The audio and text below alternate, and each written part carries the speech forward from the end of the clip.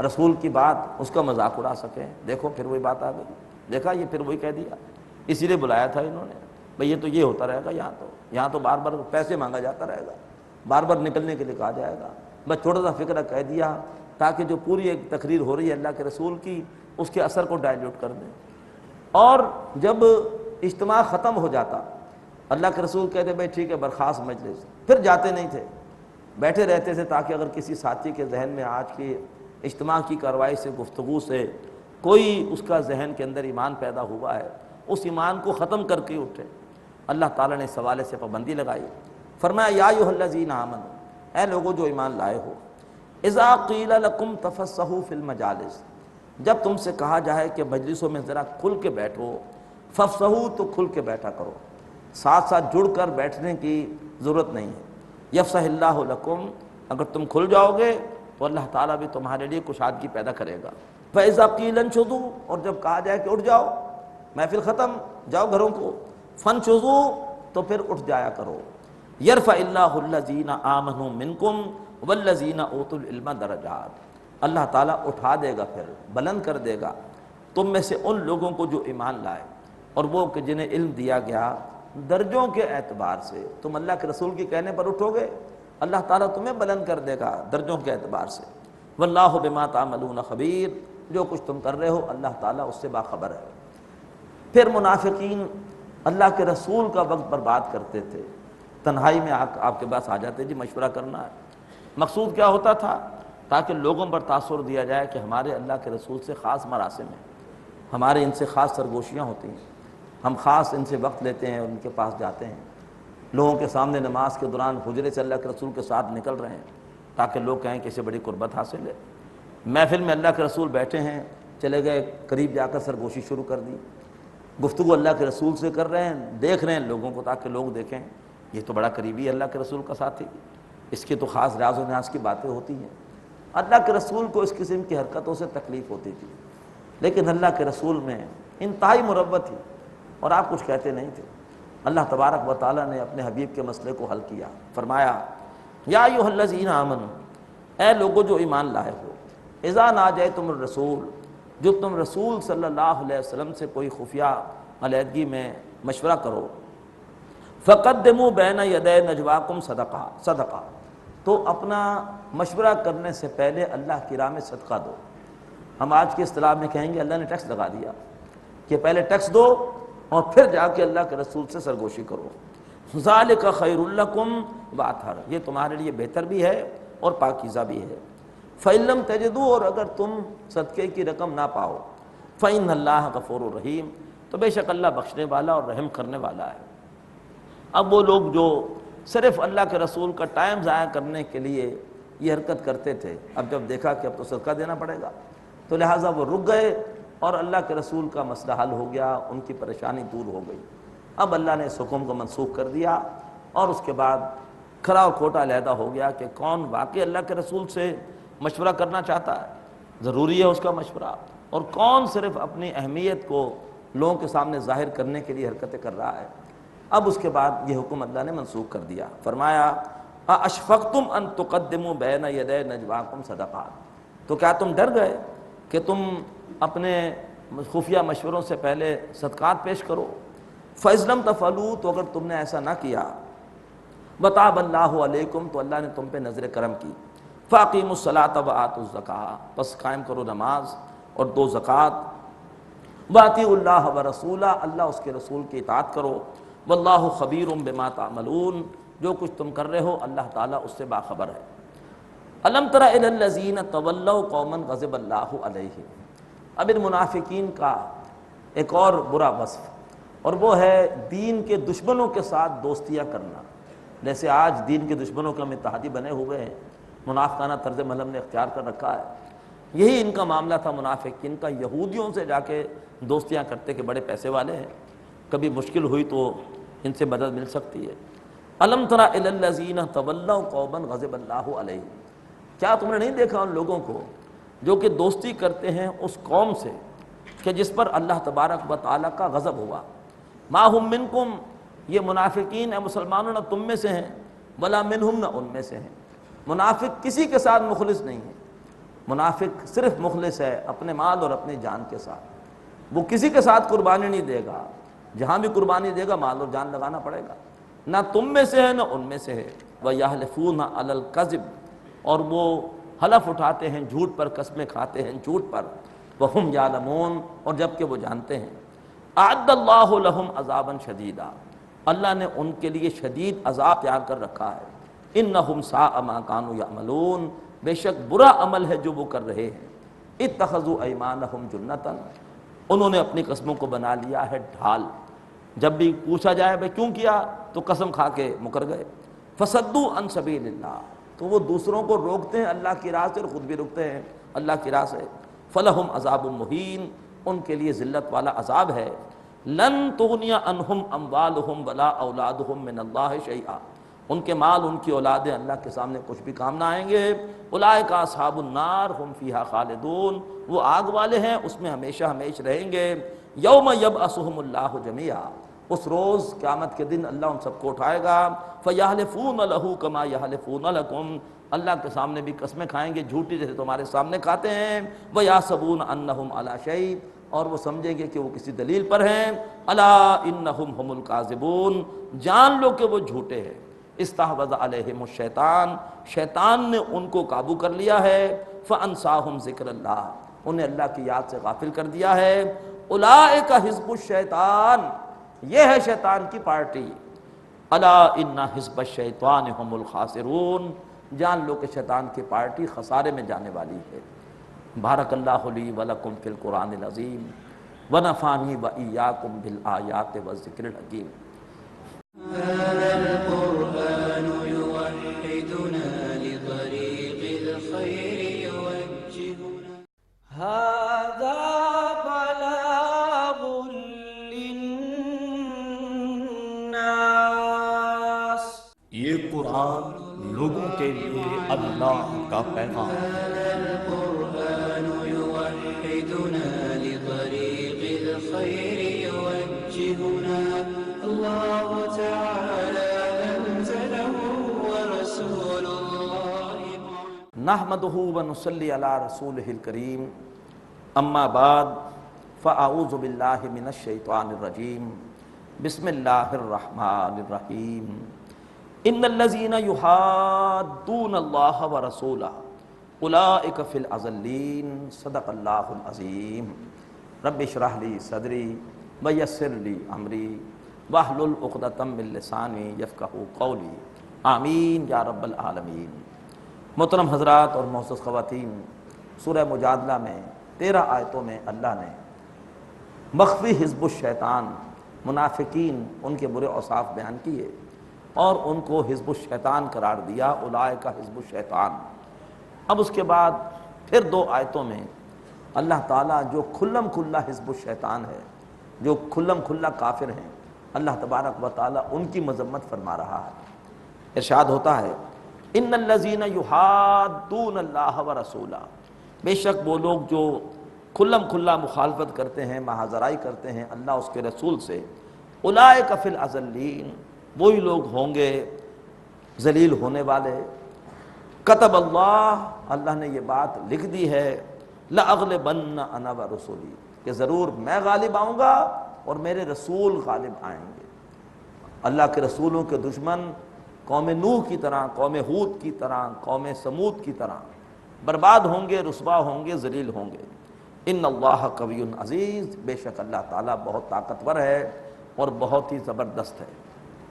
اب آخری آیت میں پھر حزب اللہ کا ذکر، لا تجد قوم یؤمنون باللہ والیوم الآخر، تم نہیں پاؤ گے ان لوگوں کو جو اللہ پر اور آخرت کے دن پر ایمان رکھتے ہیں، یبادون من حاد اللہ ورسولہ، کہ وہ محبت کریں ان سے جو دشمنی کرتے ہیں اللہ اور اس کے رسول سے، ولو کانوا آباءہم او ابناءہم او اخوانہم او عشیرتہم، خواہ وہ ان کے باپ دادا ہی کیوں نہ ہو، اور ان کے بیٹے کیوں نہ ہوں، اور ان کے بھائی کیوں نہ ہو، اور ان کے رشتہ دار کیوں نہ ہو۔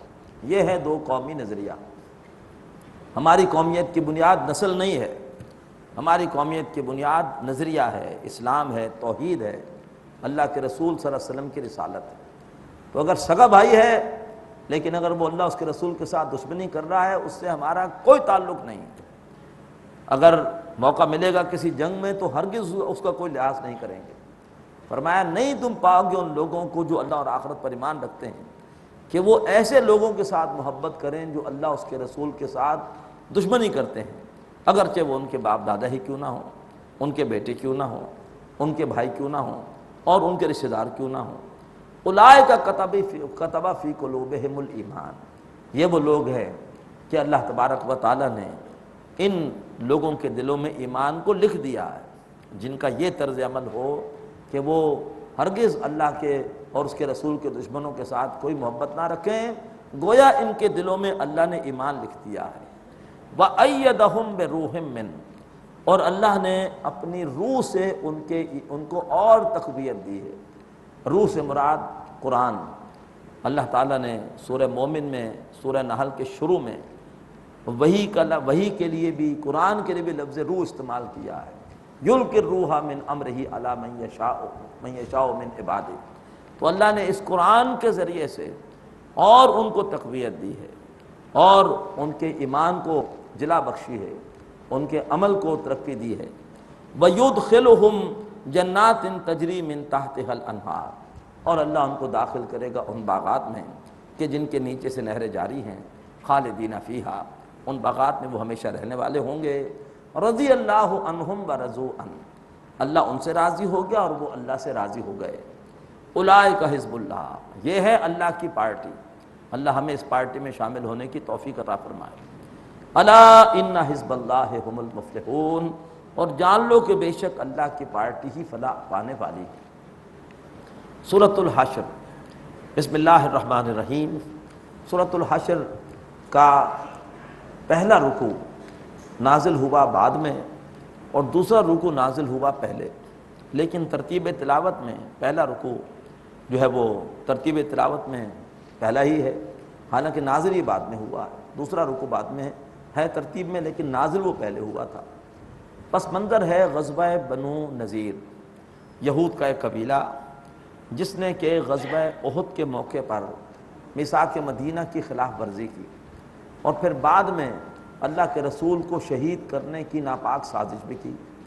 اللہ کے رسول نے ان دو جرائم پر انہیں نوٹس بھیج دیا کہ جو ہے وہ تم نے معاہدہ توڑ دیا ہے، لہٰذا اب تم یا تو جو معاہدے کی خلاف ورزی کی ہے اس کے حوالے سے تلافی کرو، اور ورنہ یہ ہے کہ ہم تمہیں نکال دیں گے مدینے سے، بہتر یہ کہ خود ہی نکل جاؤ اس سے پہلے کہ ہم تم پہ چڑھائی کریں۔ اب عبداللہ بن ابی منافق نے پیغام بھیج دیا ان کو کہ ہرگز مت نکلنا مدینے سے، ہم تمہارے ساتھ ہیں، مدینے کے 2000 افراد میرے ساتھ ہیں، وہ تمہاری مدد کریں گے، اگر تم سے کسی نے جنگ کی ہم تمہارے ساتھ مل کے اس کے خلاف جنگ کریں گے، اگر تمہیں کسی نے مدینے سے نکالا تو ہم بھی تمہارے ساتھ نکل جائیں گے۔ اب یہ معاملہ ذرا بڑا نازک ہو گیا جب اللہ کے رسول کو اطلاع ملی کہ ہمارے اندر سے کچھ لوگ ہیں جن کی ہمدردیاں بنو نذیر کے یہودیوں کے ساتھ ہیں، تو اب یہ معاملہ بڑا مشکل ہو گیا۔ لگتا یہ تھا کہ اب تو بڑی بھرپور جنگ ہوگی، اس لیے کہ ہمارے اندر کے لوگ بھی ان سے مل گئے ہیں، اندر بھی خانہ جنگی ہو جائے گی۔ اس کے باوجود آپ نے صحابہ کرام کو حکم دیا کہ اس قبیلے کو اس کی وعدہ خلافی اور جو انہوں نے مجھے شہید کرنے کی کوشش کی ہے اس کی سزا دینے کے لیے اقدام کرنا ہے۔ تو صحابہ کرام بڑی بھرپور تیاری کے ساتھ نکلے اور جا کر بنو نذیر کے قلعوں کو گھیر لیا، اور اب وہ انتظار میں تھے کہ شاید منافقین کی طرف سے بھی اب کوئی رد عمل ہوگا، لیکن منافقین کسی کے ساتھ مخلص نہیں ہوتے، لہذا وہ کیوں اپنی جان اور اپنا مال لگائیں گے۔ وہ بزدل گھروں پر بیٹھے رہے، بنو نذیر کو کوئی مدد ان کی طرف سے نہیں آئی، اور پھر بنو نذیر نے بغیر جنگ کے ہتھیار ڈال دیے۔ اللہ کے رسول سے کہا کہ آپ ہمارے بارے میں جو فیصلہ کرنا چاہیں کریں۔ آپ بڑے رحم دل تھے، آپ نے کہا کہ جو ایک اونٹ پر ایک آدمی سامان لاد سکتا ہے لا دے اور مدینے سے نکل جائے، جلا وطن کر دیا۔ اب انہوں نے پھر سوچا کہ کیوں نہ اپنا قیمتی سامان ہم یہاں سے لے کے جائیں، تو جو بڑے مضبوط قسم کے دروازے لوہے کے فٹ کیے ہوئے تھے وہ توڑ توڑ کے نکالے، کھڑکیاں نکالی اور قیمتی سامان سب نکالا۔ تو بڑا عبرت کا منظر تھا کہ جتنی محنت سے خود ہی چیزیں بنائی تھیں اپنے ہاتھوں سے وہ ان کو توڑ رہے تھے۔ بلکہ ان کے جلدی وہاں سے نکلنے کے لیے مسلمانوں سے مدد مانگی، تو مسلمان ان کے ساتھ جو ہے وہ توڑ پھوڑ کرتے رہے تاکہ جلدی اپنا سامان دیں، نکلیں اور یہاں سے مدینہ خالی کریں۔ یہ ہے پس منظر۔ فرمایا سبح للہ ما فی السماوات و ما فی الارض، اللہ تعالیٰ کی تسبیح کی ہر اس شے نے جو آسمانوں میں ہے اور ہر اس شے نے جو زمین میں ہے، وَهُوَ الْعَزِيزُ الْحَكِيمُ، وہ اللہ زبردست ہے، کمال حکمت والا۔ هُوَ الَّذِي أَخْرَجَ الَّذِينَ كَفَرُوا مِنْ أَهْلِ الْكِتَابِ مِنْ دِيَارِهِمْ لِأَوَّلِ الْحَشْرِ، وہی ہے جس نے نکالا ان لوگوں کو جنہوں نے کفر کیا اہل کتاب میں سے، من دیارہم ان کے گھروں سے، لأول الحشر پہلے ہی مدبھیڑ پر۔ لگتا تو یہ تھا کہ کئی مارکے ان کے ساتھ ہوں گے، لیکن پہلے ہی مارکے پر ان کو نکال دیا۔ ما ظننتم ان یخرجوا، اے مسلمانوں تم گمان نہیں کرتے تھے کہ وہ نکلیں گے۔ وظنوا، اور وہ یہ گمان کر رہے تھے یہودی، انہم مانعتہم حصونہم من اللہ، کہ جو ان کے قلعے ہیں وہ انہیں بچا لیں گے اللہ تبارک و تعالیٰ سے، یعنی اللہ کی پکڑ سے۔ فَأَتَاهُمُ اللَّهُ مِنْ حَيْثُ لَمْ يَحْتَسِبُوا، تو اللہ ان پر وہاں سے حملہ آور ہوا کہ جہاں سے انہیں گمان تک نہ تھا۔ وَقَذَفَ فِي قُلُوبِهِمُ الرُّعْبَ، اور اللہ نے ان کے دلوں میں رعب ڈال دیا۔ يُخْرِبُونَ بُيُوتَهُمْ بِأَيْدِيهِمْ بِأَيْدِي الْمُؤْمِنِينَ، اجاڑ رہے تھے اپنے گھروں کو اپنے ہاتھوں سے اور مومنوں کے ہاتھوں سے۔ فَاعْتَبِرُوا يَا أُولِي الْأَبْصَارِ، بس اے آنکھوں والو عبرت حاصل کرو۔ وَلَوْلَا أَن كَتَبَ اللَّهُ عَلَيْهِمُ الْجَلَاءَ، اور اگر اللہ نے ان کے لیے جلا وطنی نہ لکھ دی ہوتی، لَعَذَّبَهُمْ فِي الدُّنْيَا، تو اللہ انہیں دنیا میں عذاب دیتا۔ وَلَهُمْ فِي الْآخِرَةِ عَذَابُ النَّارِ، اور ان کے لیے آخرت میں آگ کا عذاب ہے۔ کیوں؟ ذَلِكَ بِأَنَّهُمْ شَاقُّوا اللَّهَ وَرَسُولَهُ، اس لیے کہ انہوں نے اللہ اس کے رسول کے ساتھ دشمنی کی۔ وَمَن يُشَاقِّ اللَّهَ فَإِنَّ اللَّهَ شَدِيدُ الْعِقَابِ، تو جو بھی اللہ کے ساتھ دشمنی کرے گا تو اللہ تعالیٰ سزا دینے میں بہت سخت ہے۔ مَا قَطَعْتُم مِّن لِّینَةٍ، اس موقع پر ان پر رعب ڈالنے کے لیے اللہ نے مسلمانوں کو حکم دیا کہ تم ان کے کچھ کھجور کے درختوں کو کاٹ دو۔ جب درخت کٹ کے گرے ہیں تو اس سے ان پر رعب طاری ہوا۔ اب یہ حکم اللہ نے قرآن میں نہیں دیا، یہ حکم اللہ تبارک و تعالیٰ نے وحی خفی کے ذریعے سے دیا۔ گویا اللہ تعالیٰ کے احکامات صرف قرآن میں نہیں ہیں، اللہ کے احکامات قرآن کے علاوہ بھی ہیں، لیکن اللہ تعالیٰ اپنے اس حکم کی توثیق قرآن میں کر رہے ہیں۔ یہ ہے انکار حدیث کے فتنے کا رد۔ وہ کہتے ہیں ہمارے لیے قرآن ہی کافی ہے، قرآن میں سب کچھ نہیں ہے، بعض احکامات قرآن کے علاوہ بھی اترے ہیں۔ ما قطعتم من لینۃ، تم نے نہیں کاٹے کچھ کھجور کے درخت، او ترکتموہا قائمۃ علی اصولہا، یا تم نے نہیں ان کو چھوڑا ان کے تنوں پر یا ان کی جڑوں پر، الفا باذن اللہ، مگر تم نے سب کچھ کیا اللہ کے اذن سے۔ اعتراض کیا جا رہا تھا منافقین کی طرف سے کہ دیکھو درخت کاٹ دیے، ویسے تو منع کرتے ہیں درخت نہ کاٹو، جنگ میں خود درخت کاٹ دیے۔ اللہ نے فرمایا اللہ نے اس کا اذن دیا تھا، کیوں؟ وَلِيُخْزِيَ الْفَاسِقِينَ، تاکہ اللہ تعالیٰ فاسقوں کو رسوا کرے۔ اب اس کے بعد ایک اہم مسئلہ مال فے کا مسئلہ۔ اگر باقاعدہ کسی دشمن کے ساتھ جنگ ہو اور جنگ کے ذریعے سے کامیابی ملے تو جو بھی مال غنیمت، جو بھی مال دشمن سے ملے گا وہ مال جو میدان جنگ میں موجود ہے وہ غنیمت کہلائے گا، اور غنیمت کی تقسیم ایسے ہوگی کہ 5واں حصہ بیت المال کا اور 4 حصے مجاہدین میں تقسیم ہوں گے۔ لیکن اگر بغیر جنگ کے کسی دشمن پر فتح حاصل ہو جائے، وہ ہتھیار ڈال دے، اب جو اس سے مال ملے گا وہ غنیمت نہیں ہوگا، وہ مال فے ہوگا، اور مال فے کل کا کل بیت المال میں جائے گا۔ اس کا ذکر آ رہا ہے، فرمایا وما افاء اللہ علی رسولہ منہم، اور جو اللہ نے اپنے رسول کے ہاتھ لگا دیا ان سے، یعنی اہل کتاب سے، فما اوجفتم علیہ من خیل ولا رکاب، تو تم نے اس پر اس کے لیے اپنے گھوڑے اور اونٹ نہیں دوڑائے، کوئی لمبا فاصلہ نہیں تھا، 3 میل کا فاصلہ تھا، تم نے کوئی لمبے گھوڑے دوڑا کر اور اونٹوں پر جا کر یہ فتح حاصل نہیں کی۔ ولکن اللہ یسلط رسولہ علی من یشاء، لیکن یہ اللہ ہے کہ جو اپنے رسولوں کو جس پر چاہتا ہے غالب کر دیتا ہے۔ واللہ علی کل شیء قدیر، اور اللہ ہر چیز پہ قدرت رکھتا ہے۔ ما افاء اللہ علی رسولہ من اہل القری، تو جو بھی اللہ نے اپنے رسول کے ہاتھ لگایا ان بستی والوں سے، فللہ، تو وہ سارے کا سارا اللہ کا ہے، وللرسول، اور رسول کا ہے، ولذی القربی، اور رسول کے قرابت داروں کا ہے، والیتامى، اور یتیموں کا ہے، والمساکین، اور محتاجوں کا ہے، وابن السبیل، اور تاکہ اور مسافروں کا ہے۔ یعنی بیت المال میں آئے گا، اور بیت المال میں یہ ضرورت مندوں کی فلاح و بہبود کے لیے، امداد کے لیے خرچ ہوگا۔ اس میں سے مجاہدین کو کچھ بھی نہیں ملے گا، کل کا کل بیت المال میں جائے گا۔ یہ بہت اہم مسئلہ ہے، ہمارے لیے بھی اس مسئلے میں ایک بہت بڑی رہنمائی ہے۔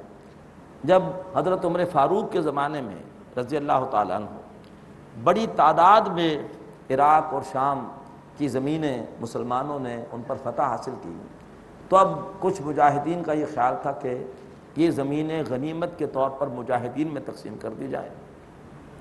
حضرت عمر رضی اللہ تعالیٰ عنہ نے اسی صورت کی آیت نمبر 10 کا حوالہ دیا کہ اللہ تبارک و تعالیٰ تو چاہتا ہے کہ ان زمینوں سے فائدہ وہ بھی اٹھائیں کہ جو لوگ بعد میں آنے والے ہیں۔ تو اگر میں یہ زمینیں تمہیں تقسیم کر دوں تو پھر تو تم بڑے بڑے جاگیردار بن جاؤ گے۔ تعداد مجاہدین کی الحمدللہ کم تھی جنہوں نے یہ فتوحات حاصل کی، لیکن یہ ہے کہ زمینیں بڑے وسیع رقبے کی فتح ہو گئی۔ تو اگر زمینیں غنیمت کے طور پر تقسیم کر دی جاتی تو پھر بہت بڑی جاگیرداری خود اسلام کے تحت وجود میں آ جاتی ہے۔ ایک مجاہد کو جو ہے وہ کئی 100 ایکڑ زمین مل جاتی۔ حضرت عمر نے کہا کہ ان زمینوں پر اطلاق ہوگا فے کے حکم کا، لہذا اس وقت سے یہ امت میں طے ہے کہ جو علاقہ بھی مسلمان بزور شمشیر فتح کریں گے اس کی زمینیں وہ حکومت کی ملکیت ہوں گی، عشری نہیں ہوں گی، خراجی ہوں گی۔ اور جو علاقے بغیر جنگ کے خود بخود ہی ہتھیار ڈال دیں اور اسلام قبول کر لیں، ان کی زمینیں جن کی ہیں ان کے پاس رہنے دی جائیں گی، ان کا اکرام کیا جائے گا، تم نے بغیر جنگ کے اسلام قبول کیا ہے، اور وہ زمینیں عشری ہوں گی، اس زمین کے مالکان فصل پر عشر دیں گے۔ اس حوالے سے جو ہندوستان کی زمینیں ہیں، پاکستان ہندوستان کی، یہ ساری کی ساری زمینیں خراجی ہیں، اس لیے کہ یہ علاقے مسلمانوں نے بزور شمشیر فتح کیے ہیں۔ اسی لیے بعض فقہا نے اپنے فقہ کی کتابوں میں عشر کے مسائل لکھے ہی نہیں۔ عشر کے مسائل وہ کہتے ہیں ہندوستان میں اپلائی نہیں ہوتے۔ مرزا مظہر جانا بہت بڑے فقیہ تھے، وہ کہتے ہیں یہاں پر اپلائی نہیں ہوتے، یہ زمینیں خراجی ہیں۔ کاش حضرت عمر کے اس فیصلے کو یہاں نافذ کر دیا جائے، جیسے کہ ہندوستان نے تو نافذ کر دیا۔ ہندوستان نے تو آزادی کے فوراً بعد انگریز کی دی ہوئی جاگیریں وہ ساری کی ساری زمین فروشوں سے چھین لی۔ ہم نے اس فیصلے کو نافذ نہیں کیا، اور آج وہ جاگیردار ہمارے اوپر مصیبت بنے ہوئے ہیں۔ آج ہمارے لیے سب سے بڑا مسئلہ یہ جاگیرداری ہے، یہ لٹیرے ہیں، لوٹ کسوٹ کرنے والے۔ ان کے علاقوں سے کوئی شریف آدمی الیکشن میں جیت نہیں سکتا۔ کبھی ایک لغاری آئے گا، کبھی دوسرا لغاری آئے گا، کبھی ایک ٹبانہ ہوگا، کبھی دوسرا ٹبانہ ہوگا۔ یہ جاگیرداری کے مسئلے کا حل ہے جو قرآن میں موجود ہے، جو حضرت عمر فاروق کے الحمدللہ اجتہاد کے اندر موجود ہے۔ کاش کہ اللہ ہمیں اس اجتہاد کو اختیار کرنے کی توفیق عطا فرمائے۔ فرمایا لِكَيْلَا، یہ اللہ تعالیٰ نے یہ کیوں کیا ہے کہ یہ سارے کا سارا مال بیت المال کو کیوں دیا؟ كَيْ لَا يَكُونَ دُولَةً بَيْنَ الْأَغْنِيَاءِ مِنْكُمْ، تاکہ دولت تمہارے صرف غنی لوگوں میں ہی نہ گردش کرتی رہے، دولت غریبوں تک بھی پہنچے۔ یہ ہے اسلام کا فلسفہ، تاکہ طبقاتی تقسیم پیدا نہ ہو کہ ایک شخص امیر سے امیر ہوتا رہے، دوسرا غریب سے غریب ہوتا رہے۔ اسلام چاہتا ہے کہ غریبوں تک بھی مال پہنچے، اسی لیے زکوٰۃ کا حکم ہے۔ اسی لیے اللہ تبارک و تعالیٰ نے مال فے کا حکم دیا کہ اس طرح کا سارا مال وہ کسی کی ملکیت نہیں ہوگا، حکومت کی ملکیت ہوگا، حکومت اس سے غریبوں کی مدد کرے گی، ان کی امداد کرے گی۔ تو یہ ہے اسلام میں وہ جو ارتکاز دولت ہے اس کو ختم کرنے کی تدبیر۔ سرمایہ دارانہ نظام کی خرابی ہے کہ اس میں دولت ایک طبقے میں مرتکز ہوتی رہتی ہے۔ اسلام اس کی تقسیم کے لیے وراثت کا حکم دیتا ہے۔ اسلام ارتکاز دولت کو ختم کرنے کے لیے وراثت کا حکم دیا تاکہ مال تقسیم ہو جائے، اسی طریقے پر زکوٰۃ کا حکم دیا اور یہ فے کا حکم دیا۔ وما آتاکم الرسول فخذوا، اور جو رسول تمہیں دیں وہ لے لو۔ وما نہاکم عنہ فانتہوا، اور رسول تمہیں جس سے روکیں اس سے باز آ جاؤ۔ کوئی اللہ کے رسول کے فیصلے پر چوں چرا نہ کرو، وہ جی ہمیں تو کچھ ملا ہی نہیں اور یہ تو سارے کا سارا مال بیت المال میں چلا گیا، نہیں۔ جو رسول دیں اس پہ راضی رہو، جس سے رسول روک دیں اس سے باز آ جاؤ۔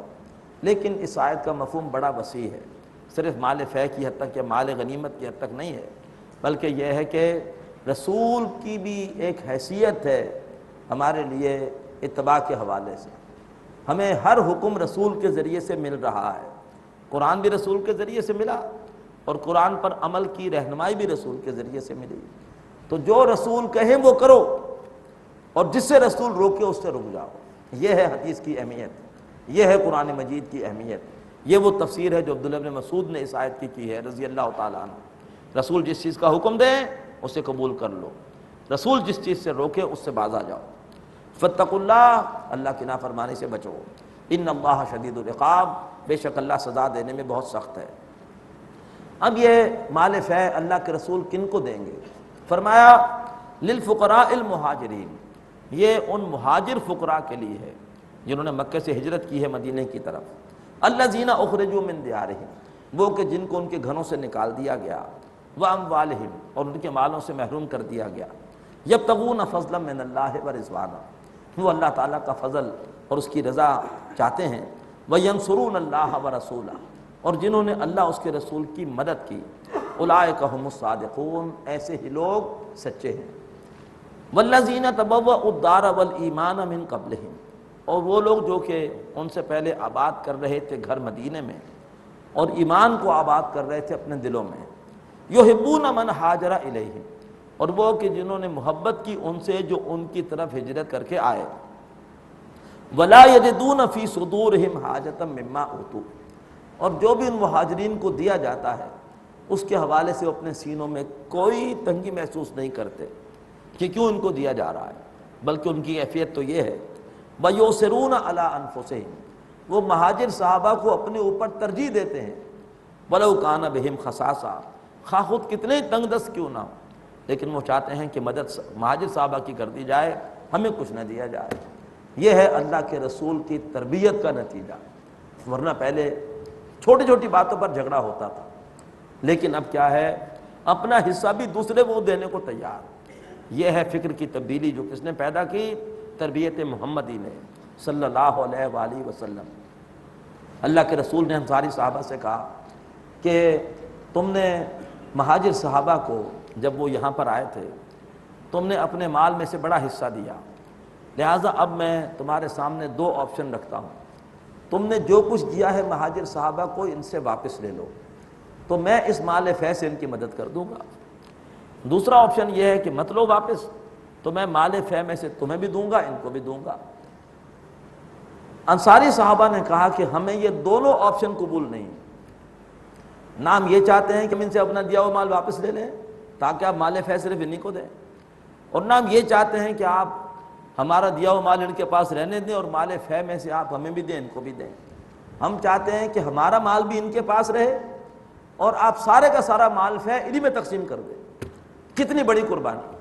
اس پہ اللہ نے ان کی تحسین فرمائی، فرمایا وَيُؤْثِرُونَ عَلَىٰ أَنفُسِهِمْ، وہ دوسروں کو اپنے اوپر ترجیح دیتے ہیں، وَلَوْ كَانَ بِهِمْ خَصَاصَةٌ، خواہ وہ خود کتنے ہی تنگ دست ہوں، وَمَن يُوقَ شُحَّ نَفْسِهِ، بڑی پیاری آیت ہے، اور جو کوئی بھی نفس کی کمزوریوں سے بچا لیا گیا۔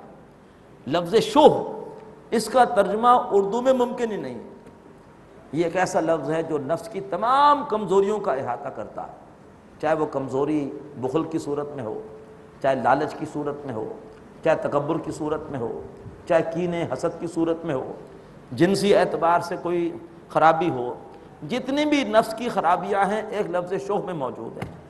مولانا مودودی نے اچھا حاشیہ لکھا ہے اس مقام پر تفہیم القرآن میں، فرمایا جو کوئی بھی نفس کی کمزوریوں سے بچا لیا گیا فَأُولَٰئِكَ هُمُ الْمُفْلِحُونَ، بس یہی لوگ کامیاب ہونے والے ہیں۔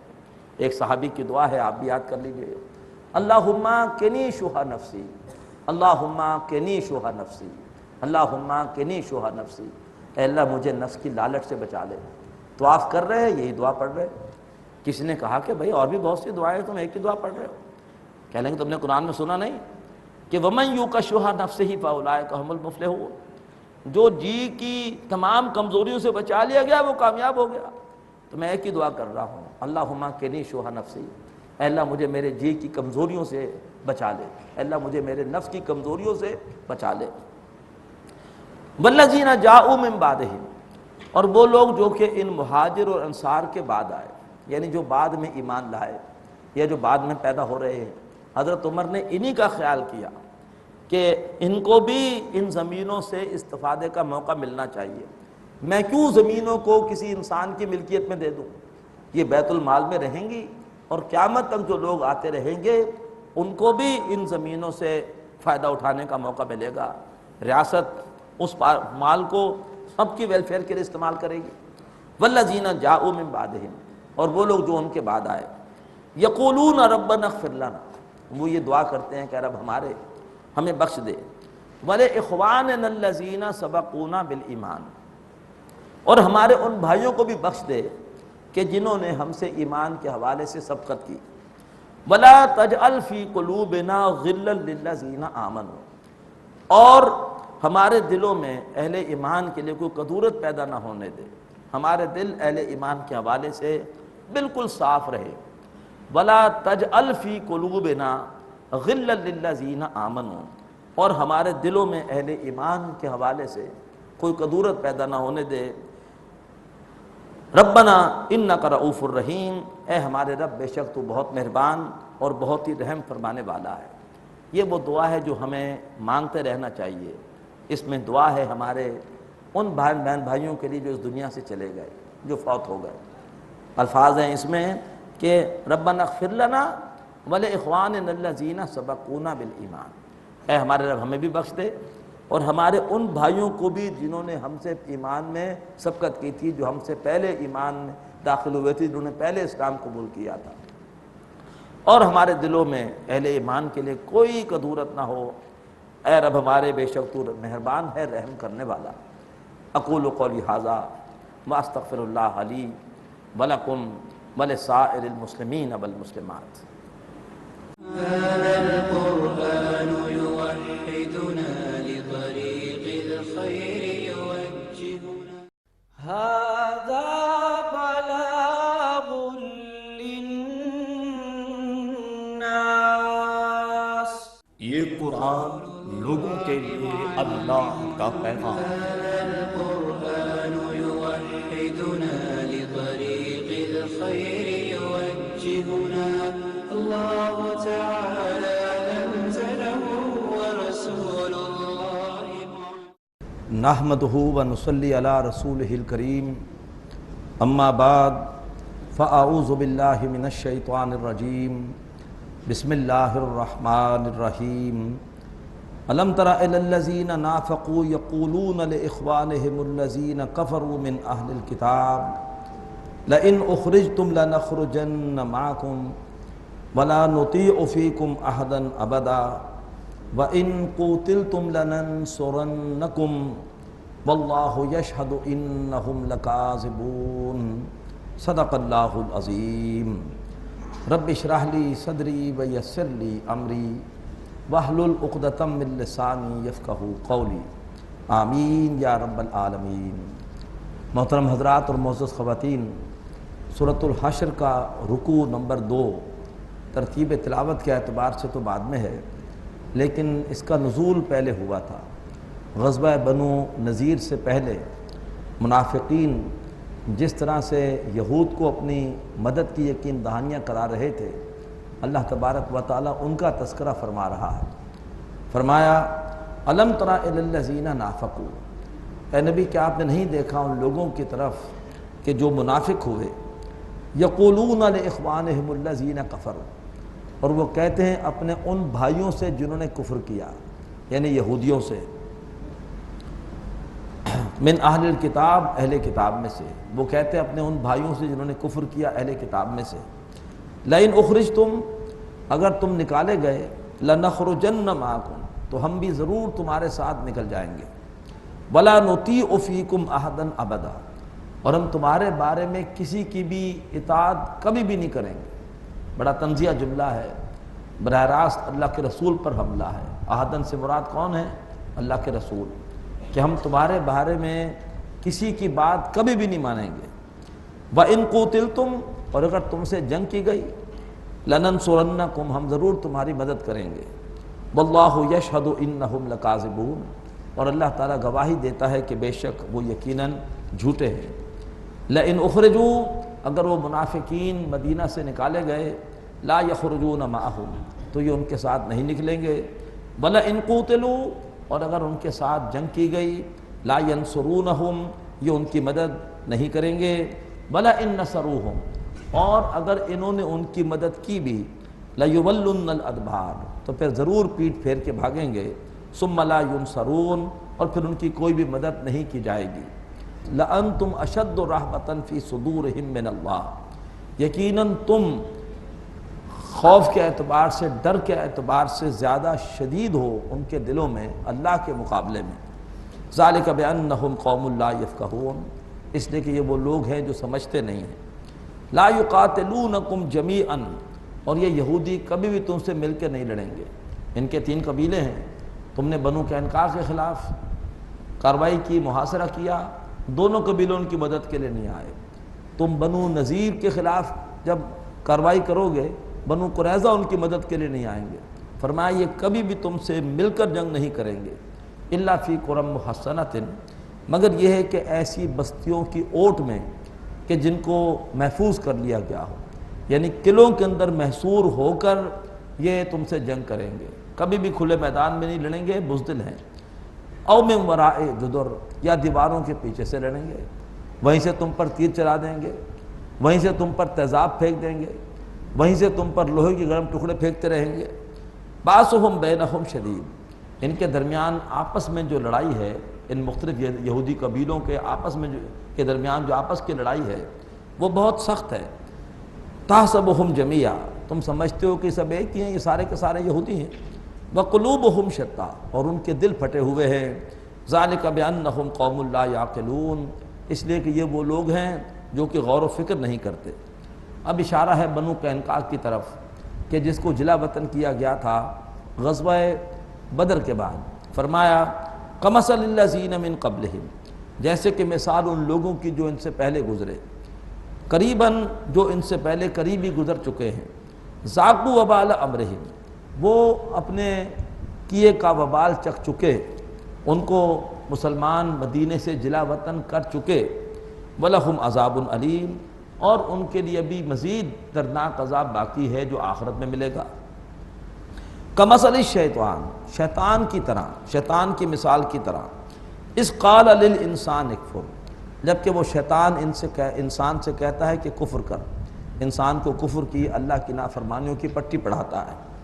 فلما کفرا، تو جب وہ انسان کفر کر بیٹھتا ہے، قال انی بریء منک، تو کہتا ہے کہ بے شک میں تجھ سے بری ہوں، انی اخاف اللہ رب العالمین، اور جھوٹ بولتا ہے کہ بے شک میں اللہ سے ڈرتا ہوں جو کہ تمام جہانوں کا مالک اور پروردگار ہے۔ یہی شیطانی طرز عمل ہے منافقین کا کہ پہلے بنو نذیر کو خوب حوصلہ دیا، ہم بھی تمہارے ساتھ ہیں، تمہارے ساتھ ہم بھی نکل کھڑے ہوں گے، تم سے لڑائی کی گئی ہم تمہارے ساتھ مل کے لڑیں گے۔ لیکن جب بنو نذیر منافقین کی اس شے پر ذرا شیر ہو گئے اور لڑنے کو تیار ہو گئے تو منافقین نے ان کا ساتھ نہیں دیا اور پھر وہ مارے گئے۔ فرمایا فقان عاقبتہما، تو شیطان جو کہ انسان کو بہکاتا ہے اور وہ انسان جو کہ شیطان کے بہکاوے میں آتا ہے، فقان عاقبتہما، ان دونوں کا انجام یہ ہے، انہما فی النار خالدین فیہا، کہ وہ دونوں کے دونوں ہمیشہ رہیں گے آگ میں، وذالک جزاء الظالمین، اور یہی ظالموں کا بدلہ ہے۔ اب اس کے بعد سورہ حشر کا آخری رکوع، پہلی 3 آیتوں میں عظمت انسان، 1 آیت میں عظمت قرآن، اور پھر 3 آیتوں میں عظمت رحمان۔ سورہ رحمان کے حساب سے عکسی ترتیب ہے، وہاں رحمان کا ذکر پہلے ہے، پھر علم القرآن، پھر خلق الانسان، یہاں پر ترتیب عکسی ہے، پہلے 3 آیتوں میں عظمت انسان، پھر اس کے بعد 1 آیت میں عظمت قرآن اور 3 آیتوں میں عظمت رحمان۔ فرمایا یا ایھا الذین آمنوا اتقوا اللہ، اے لوگو جو ایمان لائے ہو اللہ کا تقوی اختیار کرو، اللہ کی نافرمانی سے بچو، وَلْتَنْظُرْ نَفْسٌ مَا قَدَّمَتْ لِغَدٍ، اور ہر انسان یہ دیکھے کہ اس نے کل کے لیے کیا بھیجا ہے۔ یہ دنیا آج ہے اور آخرت کل ہے، تو ہر آدمی دیکھے کہ کل کے لیے کیا تیاری کر رہا ہے، کوئی دوسرا عمل کر رہا نہ کر رہا اس کی پرواہ نہیں کرو، ہر آدمی اپنا اپنا حساب لے۔ قیامت کے دن اللہ یہ نہیں پوچھے گا کہ اس نے عمل کیا کہ نہیں کیا۔ ہم بعض اوقات کہتے ہیں کوئی بھی عمل نہیں کر رہا تو ہمارے عمل کرنے سے کیا فرق پڑے گا؟ فرق پڑے گا، تمہارے عمل کرنے سے تمہاری آخرت سنور جائے گی۔ اور جی میں ملاوٹ چھوڑ دوں تو کیا فرق پڑے گا اس سے، سارے ملاوٹ کر رہے ہیں، تمہارے ملاوٹ چھوڑنے سے فرق پڑے گا، تمہاری آخرت سنور جائے گی۔ تو فرمایا کہ ہر انسان یہ دیکھے کہ وہ کل کے لیے کیا بھیج رہا ہے۔ واتقوا اللہ، اللہ کی نافرمانی سے بچو، ان اللہ خبیر بما تعملون، بے شک اللہ باخبر ہے اس سے جو کچھ کہ تم کر رہے ہو۔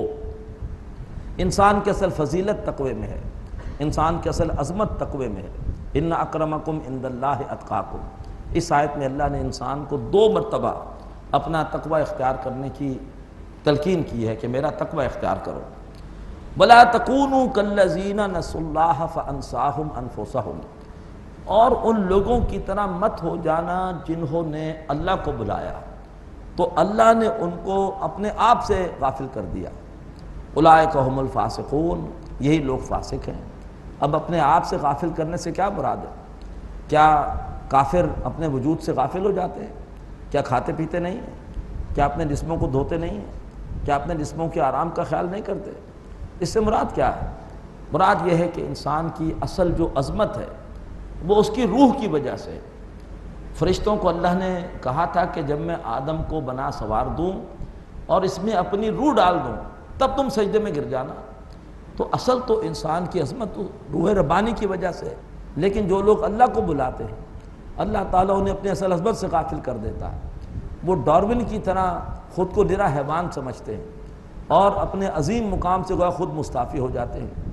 اللہ تعالیٰ ہمیں اس محرومی سے محفوظ فرمائے۔ آج انسانوں کی اکثریت خود کو نرا حیوان سمجھتی ہے اور حیوانوں ہی کے طرز عمل سے رہنمائی لے رہی ہے۔ حیوانوں میں کیا لباس کا تکلف ہے؟ ہم نے خام خواہ لباس کا تکلف اختیار کر رکھا ہے، لہذا لباس رفتہ رفتہ کم ہوتا چلا جا رہا ہے۔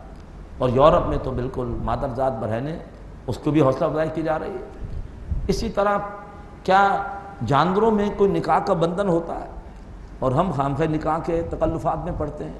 وداؤٹ اینی ویڈ لاک عورتیں اور مرد ساتھ رہ رہے ہیں اور جو ہے وہ کئی کے بچے پیدا ہو گئے اور جو ہے وہ ناجائز بچوں کا جو ہے وہ ملک سب سے بڑا اس وقت امریکہ ہے۔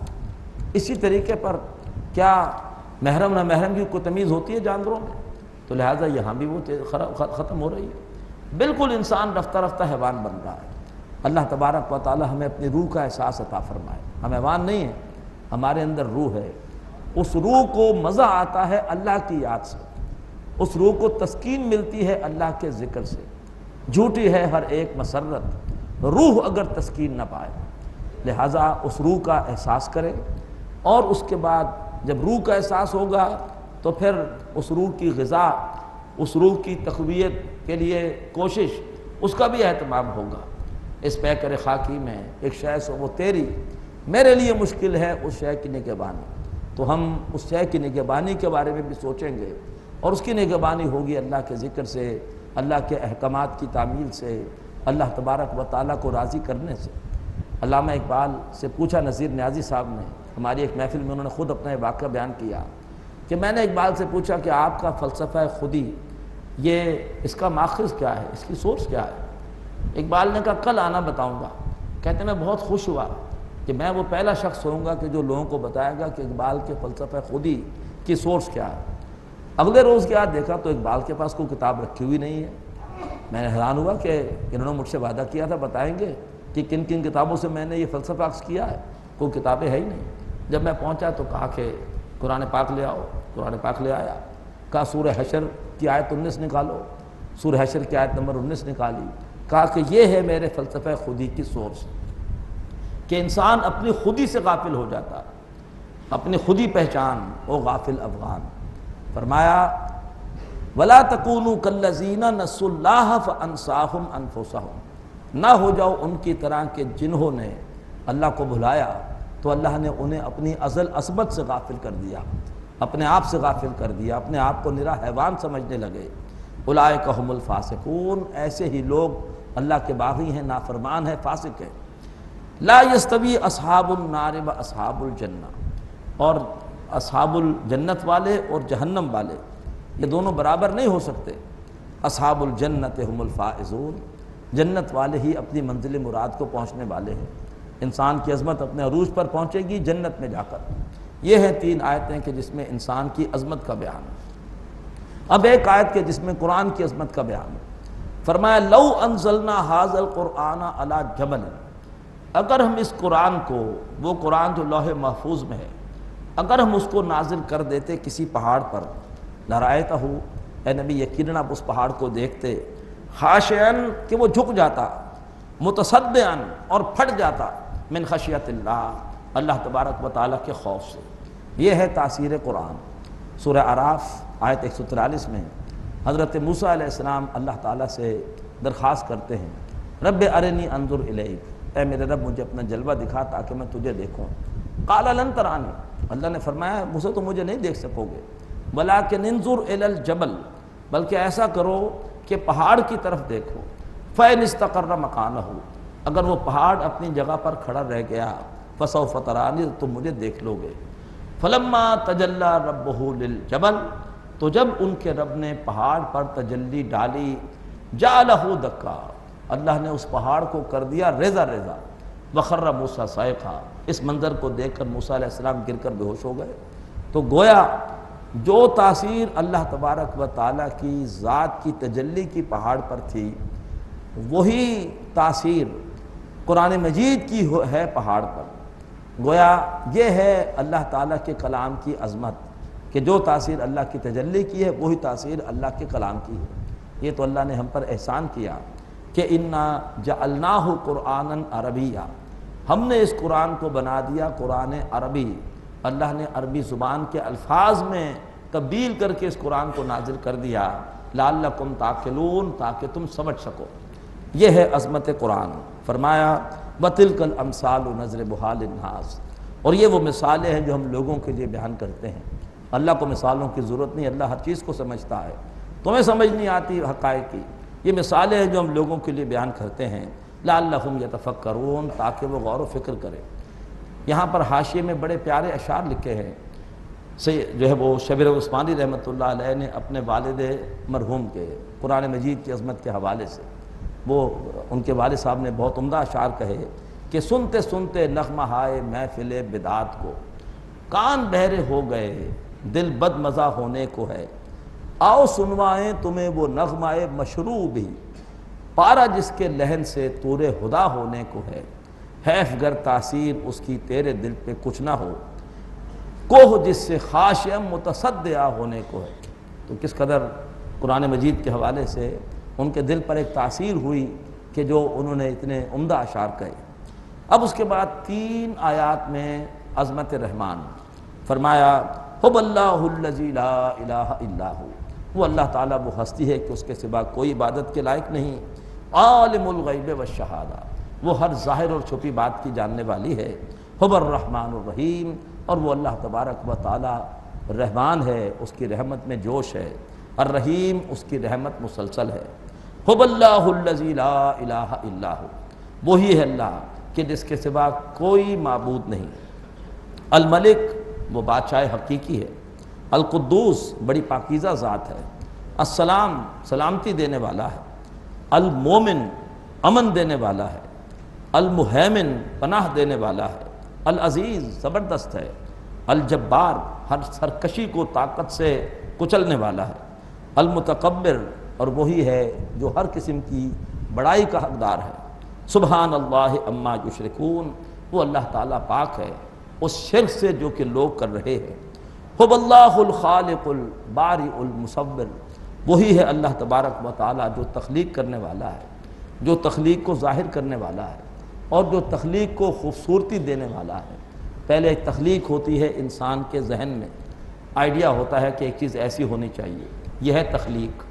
پھر جب وہ اسے پیپر پہ ڈرا کر دیتا ہے تو یہ ہے جو ہے وہ باری کی شان، کسی چیز کو ظاہر کر دینا، اور اس کے بعد جب وہ چیز بالفعل بنا دی جاتی ہے اور آخر میں اس کی فنشنگ کی جاتی ہے تو یہ ہے مصور ہونا۔ تو وہ اللہ تعالیٰ ہی ہر چیز کا خالق ہے، ہر چیز کا ظاہر کرنے والا ہے، اور ہر چیز کو حسن دینے والا ہے۔ لہ الاسماء الحسنی، جتنے اچھے نام ہیں سارے اسی کے ہیں۔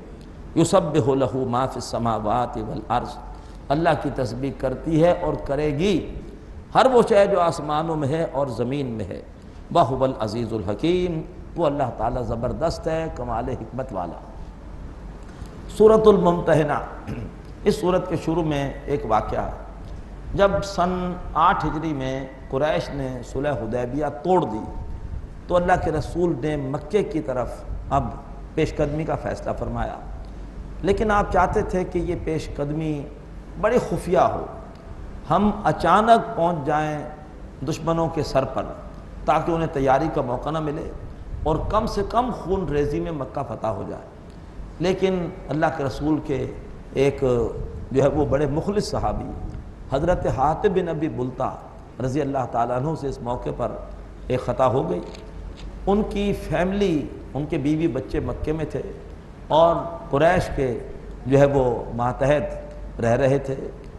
انہوں نے کہا کہ اگر جنگ ہوئی تو ایسا نہ ہو کہ قریش غصے میں آ کر میرے بیوی بچوں کو نقصان پہنچائے، تو میں کیوں نہ قریش پر ایک احسان کر دوں تاکہ میری بھی بیوی بچے حفاظت میں رہیں۔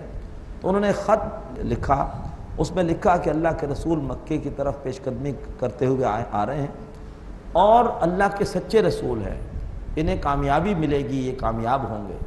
میں تمہیں اطلاع اس لیے دے رہا ہوں کہ تاکہ تم اس کی وجہ سے تھوڑا سا لحاظ کرو اور میرے بیوی بچوں کا خیال رکھو۔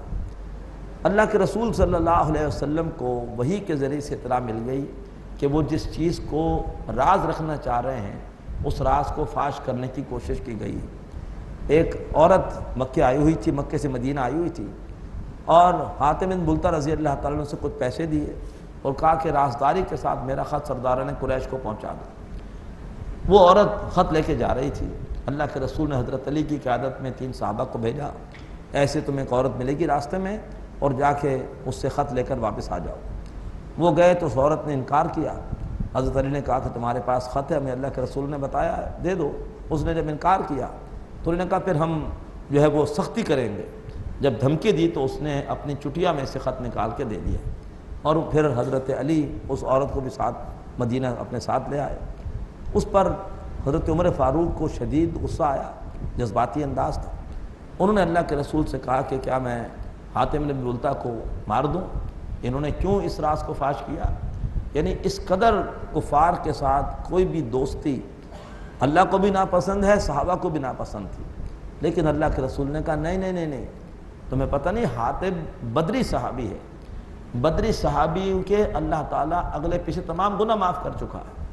بس اللہ نے متوجہ کر دیا اور ان کو اپنی غلطی کا احساس ہوگا، یہ توبہ کر لیں گے، ہم نے ہرگز ان کے خلاف کوئی اقدام نہیں کرنا، یہ بدری صحابی ہیں۔ یہ ہے پس منظر۔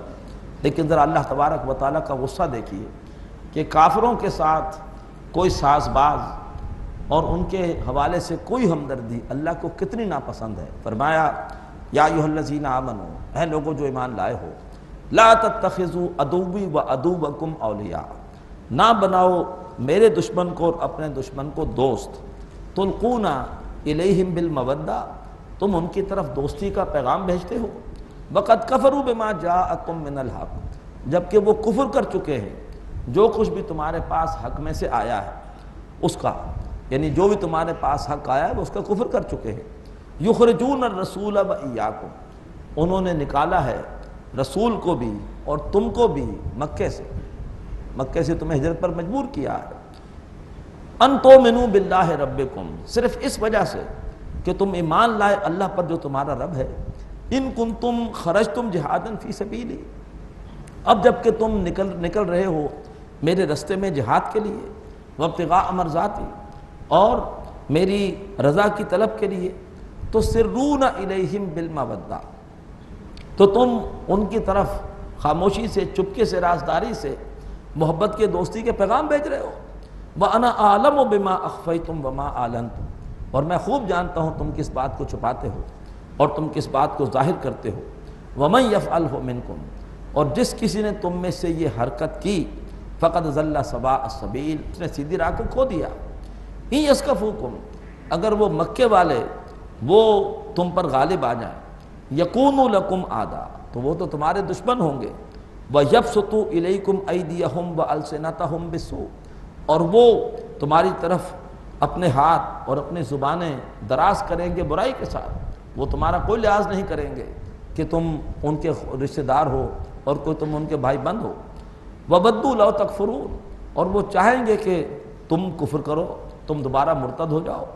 لن تنفعکم ارحامکم ولا اولادکم یوم القیامہ، روز قیامت تمہارے یہ رحمی رشتے، یہ تمہارے رشتہ دار اور یہ تمہاری اولاد تمہارے کچھ کام نہ آئے گی۔ یفصل بینکم، اللہ تعالیٰ تمہارے درمیان فیصلہ فرمائے گا۔ واللہ بما تعملون بصیر، اور جو کچھ تم کر رہے ہو اللہ تبارک و تعالیٰ اس کو دیکھنے والا ہے۔ اب ذرا دیکھیے کتنی سخت آیت آ رہی ہے، دو قومی نظریہ قرآن میں بیان ہوا ہے بار بار، دیکھیے ذرا کتنے سخت الفاظ ہیں۔ فرمایا قد کانت لکم اسوۃ حسنۃ فی ابراہیم، تمہارے لیے تو بہترین نمونہ ہے ابراہیم علیہ السلام کی ذات بابرکت میں، والذین معہ، اور ان لوگوں میں جو کہ حضرت ابراہیم علیہ السلام کے ساتھ تھے، اس قالوا لقومہ، جبکہ انہوں نے اپنی کافر قوم سے کہا تھا، کیا کہا تھا؟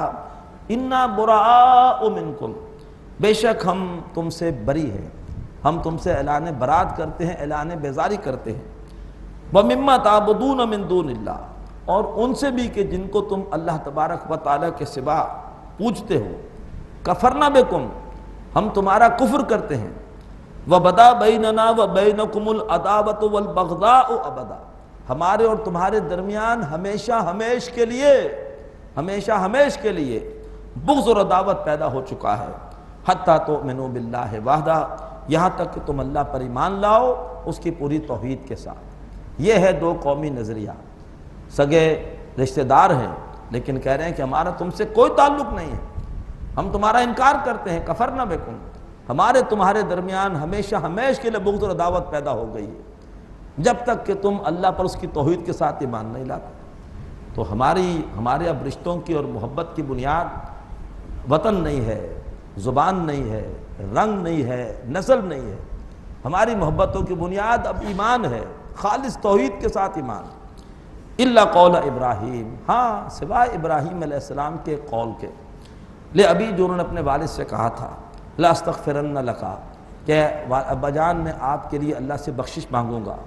وما املک لک من اللہ من شیء، اگرچہ میں آپ کے لیے اللہ کے ہاں کوئی اختیار نہیں رکھتا۔ ربنا علیک توکلنا، گو کہ ابراہیم علیہ السلام نے اپنے اس بات کو نبھایا، اپنے والد کے لیے بخشش مانگتے رہے۔ لیکن سورہ توبہ آیت 114 میں ہم پڑھ چکے کہ جب ان کو معلوم ہوا کہ میرا باپ حالت شرک میں ہی مر گیا ہے تو پھر انہوں نے اپنے والد سے اعلان برات کی۔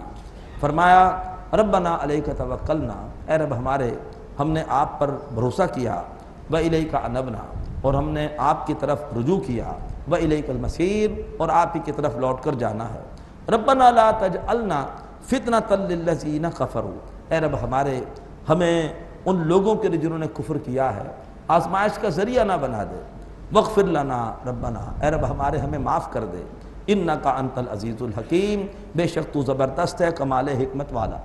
لقد کان لکم فیہم اسوۃ حسنہ، تمہارے لیے ان کے اس پورے طرز عمل میں بہترین نمونہ ہے۔ لمن کان یرجو اللہ والیوم الآخر، اس کے لیے جو اللہ کا طلبکار ہے اور آخرت کے اجر و ثواب کا طلبکار ہے۔ ومن یتولی، اور یہ ساری باتیں سننے کے باوجود جس نے رخ پھیر لیا، اس نے اس کے باوجود کافروں سے محبت کی، ان سے محبت کی پیگیں بڑھانے کی کوشش کی۔ ومن یتولی، جو یہ ساری باتیں سننے کے باوجود روگردانی کرے گا، فإن اللہ هو الغنی الحمید، تو بے شک اللہ تبارک و تعالی غنی ہے، اسے کسی کے ایمان اور کسی کے اثار اور کسی کی قربانی کی کوئی ضرورت نہیں۔ الحمید، وہ آپ سے آپ محمود ہے، اس کی تعریف کائنات میں آپ سے آپ جاری و ساری ہے۔ بارک اللہ لی ولکم فی القرآن العظیم، ونفعنی وإیاکم بالآیات والذکر الحکیم۔ هذا القرآن يوحدنا لطريق الخير يوجهنا، هذا بلاغ للناس، یہ قرآن لوگوں کے لیے اللہ کا پیغام ہے۔ هذا القرآن يوحدنا لطريق الخير يوجهنا، الله تعالى أنزله ورسول الله نحمدہ ونصلی علی رسولہ الکریم، اما بعد فاعوذ باللہ من الشیطان الرجیم بسم اللہ الرحمن الرحیم عسى اللہ ان یجعل بینکم وبین الذین عادیتم منہم مودہ واللہ قدیر واللہ غفور الرحیم صدق اللہ العظیم۔ سورہ ممتحنہ کے پہلے رکوع میں مسلمانوں کو منع کیا گیا کہ مشرکین مکہ کے ساتھ اگرچہ وہ تمہارے رشتہ داری کیوں نہ ہو قطعاً کسی محبت کا اظہار نہ کرو، قطعاً ان کے لیے کوئی نرم گوشہ نہ رکھو۔ وہ مشرک ہیں، وہ باطل ہیں، اور اگر اہل حق میں باطل کے حوالے سے کوئی نرم گوشہ ہوگا تو پھر فیصلہ کن وار باطل پر ہو نہ سکے گا۔ اب اللہ تبارک و تعالی مسلمانوں کو خوشخبری دے رہا، اور وہ کیا ہے؟ فرمایا عسى اللہ ان یجعل بینکم وبین الذین عادیتم منہم مودہ، قریب ہے کہ اللہ تبارک و تعالی تمہارے درمیان اور ان لوگوں کے درمیان کہ جن سے تمہاری دشمنی ہے، اللہ تعالیٰ تمہارے درمیان اور ان کے درمیان جن سے تمہاری دشمنی ہے محبت پیدا کر دے۔ اللہ تعالیٰ نے ایسے ہی کیا۔ مشرکین مکہ کو اللہ تبارک و تعالیٰ نے توبہ کی توفیق دی، اور 2000 مشرکین فتح مکہ کے موقع پر شرک سے تائب ہو گئے، اسلام قبول کر لیا۔ بڑی خوش قسمتی تھی اہل مکہ کی، بہت کم لوگ ان کے جو ہے وہ حالت شرک میں مارے گئے، 70 بدر میں مارے گئے تھے۔ اسی طریقے پر احد میں جو مارے گئے ان کی تو کوئی تعداد کا مستند حوالہ نہیں ہے، لیکن بہرحال یہ ہے کہ ٹوٹل اللہ کے رسول کی حیات مبارکہ میں 759 کافر مارے گئے، ان میں 600 تو یہودی تھے جو غزوہ بنی قریظہ میں مارے گئے، باقی کل 159 کافر اور مارے گئے۔ تو اندازہ کیجئے کہ مکے والوں اس میں سے کتنے ہوں گے۔ تو بلا شبہ اللہ نے مکے والوں پر کرم کیا، اور ان کی اکثریت کو اللہ تعالیٰ نے اسلام قبول کرنے کی توفیق دی۔ فرمایا واللہ قدیر، اللہ تبارک و تعالیٰ قدرت رکھنے والا ہے، واللہ غفور الرحیم، اور اللہ بہت بخشنے والا اور رحم کرنے والا ہے۔ لا ینہاکم اللہ عن الذین لم یقاتلوکم فی الدین۔ اب کافر بھی 2 طرح کے ہوتے ہیں۔ ایک کافر وہ ہے جو مسلمانوں کے خلاف کسی سازش میں شریک نہیں ہے، ان سے دوستی کرنے میں کوئی حرج نہیں ہے، لیکن دوستی بھی صرف جو ہے وہ رواداری کی حد تک، دلی دوستی ولایت کا رشتہ مسلمان کا صرف مسلمان سے ہوگا۔ لیکن یہ ہے کہ ایک انسانی ہمدردی اور جو ہے وہ ایک حسن سلوک ایسے کافروں سے کیا جا سکتا ہے جو اسلام یا مسلمانوں کے خلاف کسی سازش میں شریک نہ ہو۔ لیکن جو کافر مسلمانوں کے خلاف سازش کر رہے ہیں ان کے حوالے سے تو مسلمانوں کو قطعاً کسی قسم کا نرم گوشہ نہیں رکھنا چاہیے۔ آج کے حالات میں ہم کہہ سکتے ہیں کہ اگر چائنا کے ساتھ کوئی ہمارے تعلقات ہوں تو اس میں کوئی مذائقہ نہیں، چائنا نے کبھی پاکستان کے خلاف کسی سازش میں حصہ نہیں لیا، لیکن امریکہ ہو، برطانیہ ہو، ہندوستان ہو اور اسرائیل ہو، یہ چاروں ملک پاکستان کے بدترین دشمن ہیں، لہٰذا ان کے ساتھ کسی قسم کی دوستی اور محبت یہ قرآن مجید کے احکامات کی صریح خلاف ورزی ہے۔ فرمایا لا ینہاکم اللہ عن الذین لم یقاتلوکم فی الدین، اللہ تعالیٰ تمہیں نہیں روکتا ان لوگوں سے کہ جنہوں نے کبھی دین کے معاملے میں تم سے جنگ نہیں کی، ولم یخرجوکم من دیارکم، اور تمہیں تمہارے گھروں سے نہیں نکالا، ان تبروہم کہ تم ان سے حسن سلوک کرو، نیکی کرو ان سے، وتقسطوا الیہم، اور ان کے ساتھ تم برابری کی بنیاد پر کوئی سلوک کرو، ان اللہ یحب المقسطین، بے شک اللہ تعالیٰ عدل کرنے والوں کو پسند کرتا ہے۔ انما ینہاکم اللہ عن الذین قاتلوکم فی الدین، بے شک اللہ تعالیٰ تمہیں روکتا ہے ان لوگوں سے کہ جنہوں نے دین کے معاملے میں تم سے جنگ کی ہے، وَأَخْرَجُوكُم مِّن دِيَارِكُمْ، اور تمہیں تمہارے گھروں سے نکالا ہے، وَظَاهَرُوا عَلَىٰ إِخْرَاجِكُمْ، اور جنہوں نے تمہارے نکالنے پر مشرکین کے ساتھ تعاون کیا ہے، ان تولوہم کہ تم ان سے کوئی دوستی کرو، ومن یتولہم، اور جو کوئی ان سے دوستی کرے گا، فاولئک ھم الظالمون، تو ایسے ہی لوگ ظالم ہیں۔ صلح حدیبیہ میں طے ہوا تھا کہ اگر کوئی مسلمان ہو کر مکے سے مدینے آئے گا تو اسے مسلمان واپس کر دیں گے۔ اللہ کے رسول نے فرمایا کہ یہ صرف مردوں کی حد تک ہے، اگر کوئی عورت مسلمان ہو کر آئے گی تو ہم اسے واپس نہیں کریں گے۔ اللہ نے قرآن مجید میں اس فیصلے کی توثیق فرمائی، فرمایا یا ایھا الذین آمنوا، اے لوگو جو ایمان لائے ہو، اذا جاءکم المؤمنات مہاجرات، اگر تمہارے پاس آئیں مومن خواتین ہجرت کرنے والیاں بن کر، یعنی ہجرت کر کے، فامتحنوہن، تو ان کا امتحان لو، ان کو جانچو، آیا جاسوسی کے لیے تو نہیں آئی یہ خاتون، واقعی جو ہے وہ ایمان لائی ہے، تو فرمایا کہ ان کا امتحان لو۔ اللہ عالم بایمانہم، اور اللہ تعالیٰ ان کے ایمان سے خوب واقف ہے۔ اگر فرض کریں وہ تمہیں دھوکہ دینے میں کامیاب بھی ہو جائیں، آئی ہوں بری نیت سے، لیکن کہیں جی ہم تو مسلمان ہو گئے ہیں، تو فرمایا کہ پھر بھی اللہ سے تو نہیں چھپ سکتی نا، اللہ تو ان کے ایمان سے خوب واقف ہے۔ فَإِنْ عَلِمْتُمُوهُنَّ مُؤْمِنَاتٍ، تو پھر اگر تم جانو کہ واقعی وہ مومن ہیں، فَلَا تَرْجِعُوهُنَّ إِلَى الْكُفَّارِ، تو انہیں کافروں کی طرف مت لوٹانا۔ لَا هُنَّ حِلٌّ لَهُمْ، وہ ہرگز ان کافروں کے لیے حلال نہیں ہیں، وَلَا هُمْ يَحِلُّونَ لَهُمْ، اور نہ ہی وہ کافر ان کے لیے حلال ہیں۔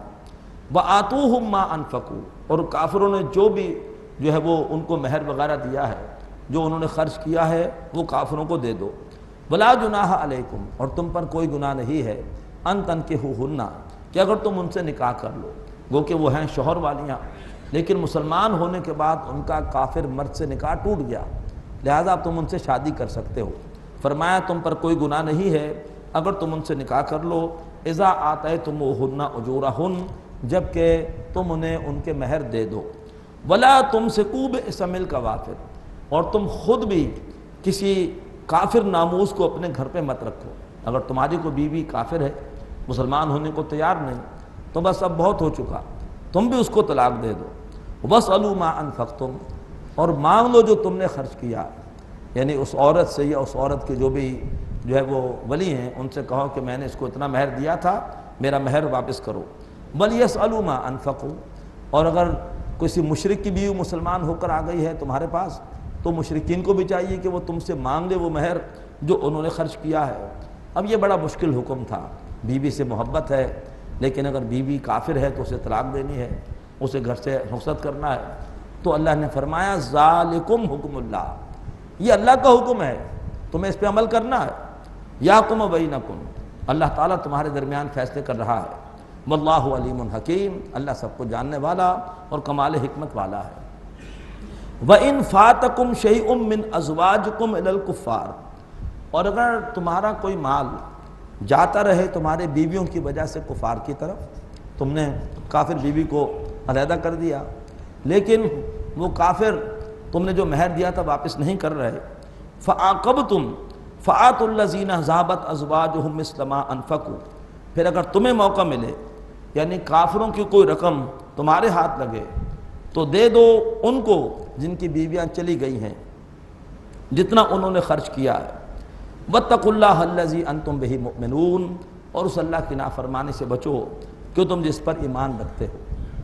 اب اس کے بعد پھر ایک اہم بات، اللہ کے رسول نے جو بھی نظم کے لیے ہمیں رہنمائی دی، یہ بات اس سے پہلے بیان ہو چکی ہے کہ اس کی اساس تھی بیعت۔ آپ بیعت مردوں سے بھی لیتے تھے اور آپ بیعت خواتین سے بھی لیتے تھے۔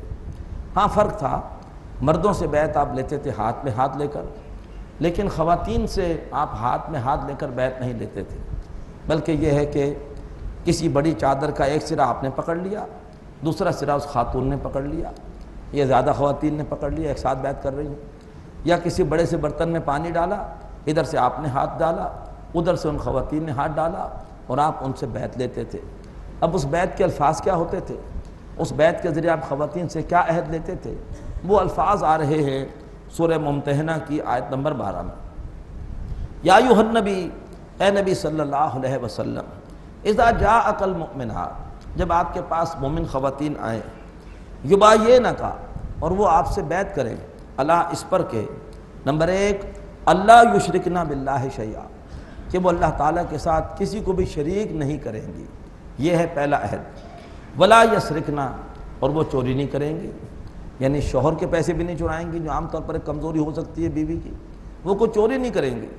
ولا یزنین، زنا نہیں کریں گی۔ ولا یقتلن اولادہن، اور نہ اپنی اولادوں کو قتل کریں گی، جیسے دور جہالت میں ہوتا تھا، مفلسی کے ڈر سے قتل کر دیا، بچے پیدا ہوئی تو اس کو مار دیا۔ ولا یاتین ببہتان یفترینہ بین ایدیہن وارجلہن، اور نہ کوئی ایسا بہتان اٹھائیں گی جو باندھا جاتا ہے ان کے ہاتھوں اور ان کے پیروں کے درمیان سے، یہ محاورہ ہے، یعنی کسی پر زنا کی تہمت نہیں لگائیں گی۔ ولا یعصینک فی معروف، اور کسی بھی معروف کام میں اے نبی آپ کی نافرمانی نہیں کریں گی، فبایعہن، تو اے نبی پھر آپ ان سے بیعت لے لیجئے، آپ ان کو اپنے بیعت کے حلقے میں شریک کر لیجئے۔ اللہ تبارک و تعالی ہمیں بھی اسی اساس کو اپنی جماعت میں مستحکم کرنے کی توفیق عطا فرمائے۔ ہم نے بہت ساری چیزیں مغرب سے لے کر اور جو ہے وہ ان کی نقالی کی ہے، ہمیں لوٹنا ہوگا قرآن کی طرف اور سنت کی طرف۔ اللہ کے رسول کی سنت یہی ہے کہ جماعت کی اساس بیعت کی بنیاد پر ہو۔ ڈاکٹر سار احمد رحمۃ اللہ علیہ نے جو بھی تحریک اپنی قائم کی اقامت دین کے لیے، اللہ کا شکر ہے کہ مردوں سے بھی بیعت اور خواتین سے بھی بیعت، اور خواتین کی بیعت کے لیے یہی الفاظ فرمایا وَاسْتَغْفِرْ لَهُنَّ اللَّهُ، اور اے نبی صلی اللہ علیہ وآلہ وسلم آپ اللہ تبارک و تعالیٰ سے ان کے لیے بخشش مانگیے کہ اگر ان سے اس عہد کے نبھانے میں کمی کوتاہی ہو تو اللہ تبارک و تعالیٰ انہیں معاف کرے۔ ان اللہ غفور الرحیم، بے شک اللہ بہت بخشنے والا اور رحم کرنے والا ہے۔ آخری آیت میں پھر حکم کہ کافروں سے ہرگز کو دوستی نہ کرو اور کوئی ان کو محبت کا پیغام نہ بھیجو۔ فرمایا یا ایھا الذین آمنوا، اے لوگو جو ایمان لائے ہو، لا تتولوا قوما غضب اللہ علیہم، مت دوستی کرو ایسی قوم سے کہ جس پر اللہ تبارک و تعالی غضبناک ہوا۔ قد یئسوا من الآخرہ، وہ آخرت کے حوالے سے ایسے ہی مایوس ہو چکے ہیں، کما یئس الکفار من اصحاب القبور، جیسے کہ وہ کافر مایوس ہو چکے ہیں جو قبروں میں ہیں۔ قبروں میں جو چلے گئے وہ جانتے ہیں کہ اب ان کے لیے کوئی آخرت میں بچاؤ کا راستہ نہیں ہے۔ اسی طرح سے یہ کافر یہ بھی اب سمجھ چکے ہیں کہ ہم نے جو رستہ اختیار کیا ہے اب اس کا انجام، اس کا نتیجہ برا ہی نکلے گا۔ سورۃ الصف، اس سورت کا موضوع ہے جہاد فی سبیل اللہ۔ کیوں؟ اس سورت کی آیت نمبر 9 میں جناب نبی اکرم صلی اللہ علیہ وسلم کا مقصد بعثت تیسری بار آیا، 2 بار اس سے پہلے آ چکا، سورہ فتح آیت 33 اور سورہ صف آیت نمبر 28 میں، کہ اللہ نے اپنے رسول کو بھیجا ہے اس لیے تاکہ وہ اللہ تبارک و تعالیٰ کے دین کو غالب کریں، اور ہر ایسی کوشش جس کا مقصد ہو اللہ کے دین کا غلبہ، وہ اصل میں ہے جہاد فی سبیل اللہ۔ اگر آزادی کی کوئی تحریک ہے تو جہاد فی سبیل اللہ نہیں ہے، وہ جہاد حریت ہے۔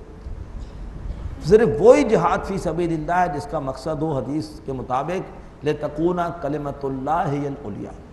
اب اس جہاد کے 3 درجے ہیں۔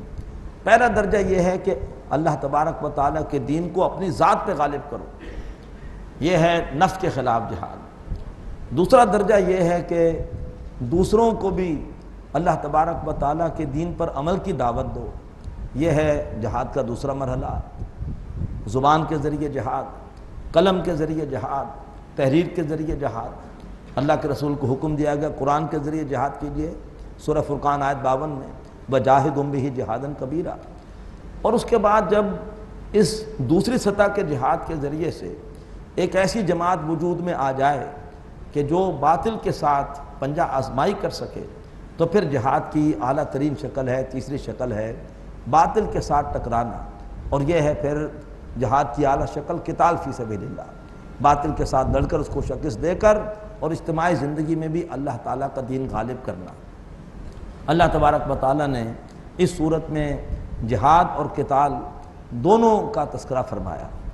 آیت نمبر 9 میں تو فرمایا کہ اللہ کے رسول کا مقصد ہے اللہ کے دین کا غلبہ، لیکن یہ اللہ کے دین کا غلبہ اللہ کے رسول اکیلے نہیں کر سکیں گے، اس کے لیے جماعت کی ضرورت ہے۔ ایک زمانے میں 2 رسول موجود تھے، حضرت موسیٰ، حضرت ہارون علیہ السلام۔ دین غالب نہیں ہوا تھا، کیوں؟ اس لیے کہ ان کے ساتھ جماعت نہیں بن سکی تھی، قوم نے ان کا ساتھ نہیں دیا تھا۔ تو اللہ تعالیٰ چاہتا ہے کہ اللہ کے رسول کے ساتھ ایک جماعت وجود میں آئے۔ اب اس جماعت کے حوالے سے، جماعت تیار کرنے کے حوالے سے اللہ تعالیٰ ہمیں دعوت دے رہا ہے۔ پہلی 4 آیتوں میں جھنجھوڑنے کا انداز ہے، اگلی 4 آیتوں میں ذرا تاریخ سے ایک عبرت دلائی اللہ نے، اور اس کے بعد پھر مرکزی آیت ہے جس میں اللہ کے رسول کا مقصد بیان ہوا، اور اس کے بعد 4 آیتوں میں ذرا ترغیب کا، شوق دلانے کا انداز ہے۔ اب آئیے ذرا پہلی 4 آیتیں ہلا دینے کا انداز۔ فرمایا سبح للہ ما فی السماوات و ما فی الارض، اللہ تعالیٰ کی تسبیح کی ہر اس شے نے جو آسمانوں میں ہے اور ہر اس شے نے جو زمین میں ہے۔ وَهُوَ العزیز الحکیم، وہ اللہ زبردست ہے، کمال حکمت والا۔ یہ مضمون ویسے تحسین کے لیے آتا ہے، لیکن یہاں پر یہ مضمون تحسین کے لیے نہیں آ رہا، یہاں پر ہمیں ہلانے کے لیے آ رہا ہے کہ اللہ کی تسبیح یہ تو کائنات کی ہر شے کر رہی ہے، پتھر بھی کر رہے ہیں، بوٹے بھی کر رہے ہیں، پرندے بھی کر رہے ہیں، سبھی کر رہے ہیں۔ انسان سے اللہ تعالیٰ کو کچھ اور مطلوب ہے، اللہ تعالیٰ انسان سے کچھ اور چاہتا ہے۔ اقبال کا بڑا پیارا شعر ہے کہ یا وسعت افلاک میں تکبیر ہو واللہ، یا خاک کی آغوش میں تسبیح و مناجات۔ دو کردار ہے، ایک آدمی کھڑے ہو کر علل اعلان اللہ تعالیٰ کی تکبیر کا نعرہ لگاتا ہے کہ میں اللہ کو بڑا مانتا ہوں، اللہ کی بڑائی نافذ کرنا چاہتا ہوں، اور دوسرا شخص ہے جو کہیں کونے کے اندر بیٹھ کے اللہ کی تسبیح کر رہا ہے، سبحان اللہ سبحان اللہ۔ فرمایا یہ مسلک مردان خداگاہ خدا مست، وہ مسلک ملا و نباتات و جماعتات۔ یہ جو مسلک ہے باہر نکل کر باطل قوت کو چیلنج کرنا، اللہ کی بڑائی کے نفاذ کا نعرہ لگانا، یہ ان لوگوں کا مسلک ہے جو کہ اپنی بھی اہمیت سے واقف ہیں کہ اللہ ہم سے چاہتا کیا ہے، اور جو اللہ کی بھی معرفت سے سرشار ہے۔ اور یہ جو کام ایک شخص کر رہا ہے، کونے میں بیٹھ کے تسبیح کر رہا ہے، یہ کام تو ملا بھی کر رہا ہے، یہ کام تو پتھر بھی کر رہے ہیں، اور یہ کام تو پودے بھی کر رہے ہیں۔ تو اللہ تعالیٰ کو ہم سے کچھ اور چاہیے۔ آگے اس کی وضاحت آ رہی ہے۔ فرمایا یا ایھا الذین آمنوا، اے لوگوں جو ایمان لائے ہو، لما تقولون ما لا تفعلون، کیوں کہتے ہو جو کرتے نہیں ہو؟ بار بار کہتے ہو اللہ اکبر اللہ اکبر، اذان میں 6 مرتبہ، نماز میں بار بار۔ کیا واقعی اللہ بڑا ہے؟ تمہارے گھروں میں، تمہارے کاروبار میں، تمہارے ملک میں اللہ کی چلتی ہے؟ کیوں کہتے ہو جو کرتے نہیں ہو؟ کیوں کہتے ہو محمد الرسول اللہ، محمد اللہ کے رسول ہیں؟ رسول کا مشن تو ہے دین کا غلبہ، اور تم اس طرف جا ہی نہیں رہے، تم اس کے لیے کوشش ہی نہیں کر رہے۔ کیوں کہتے ہو جو کرتے نہیں ہو؟ کبر مقتا عند اللہ ان تقولوا ما لا تفعلون، بہت زیادہ اللہ کو بیزار کرنے والی ہے یہ بات کہ تم وہ کہو جو کرو نہ۔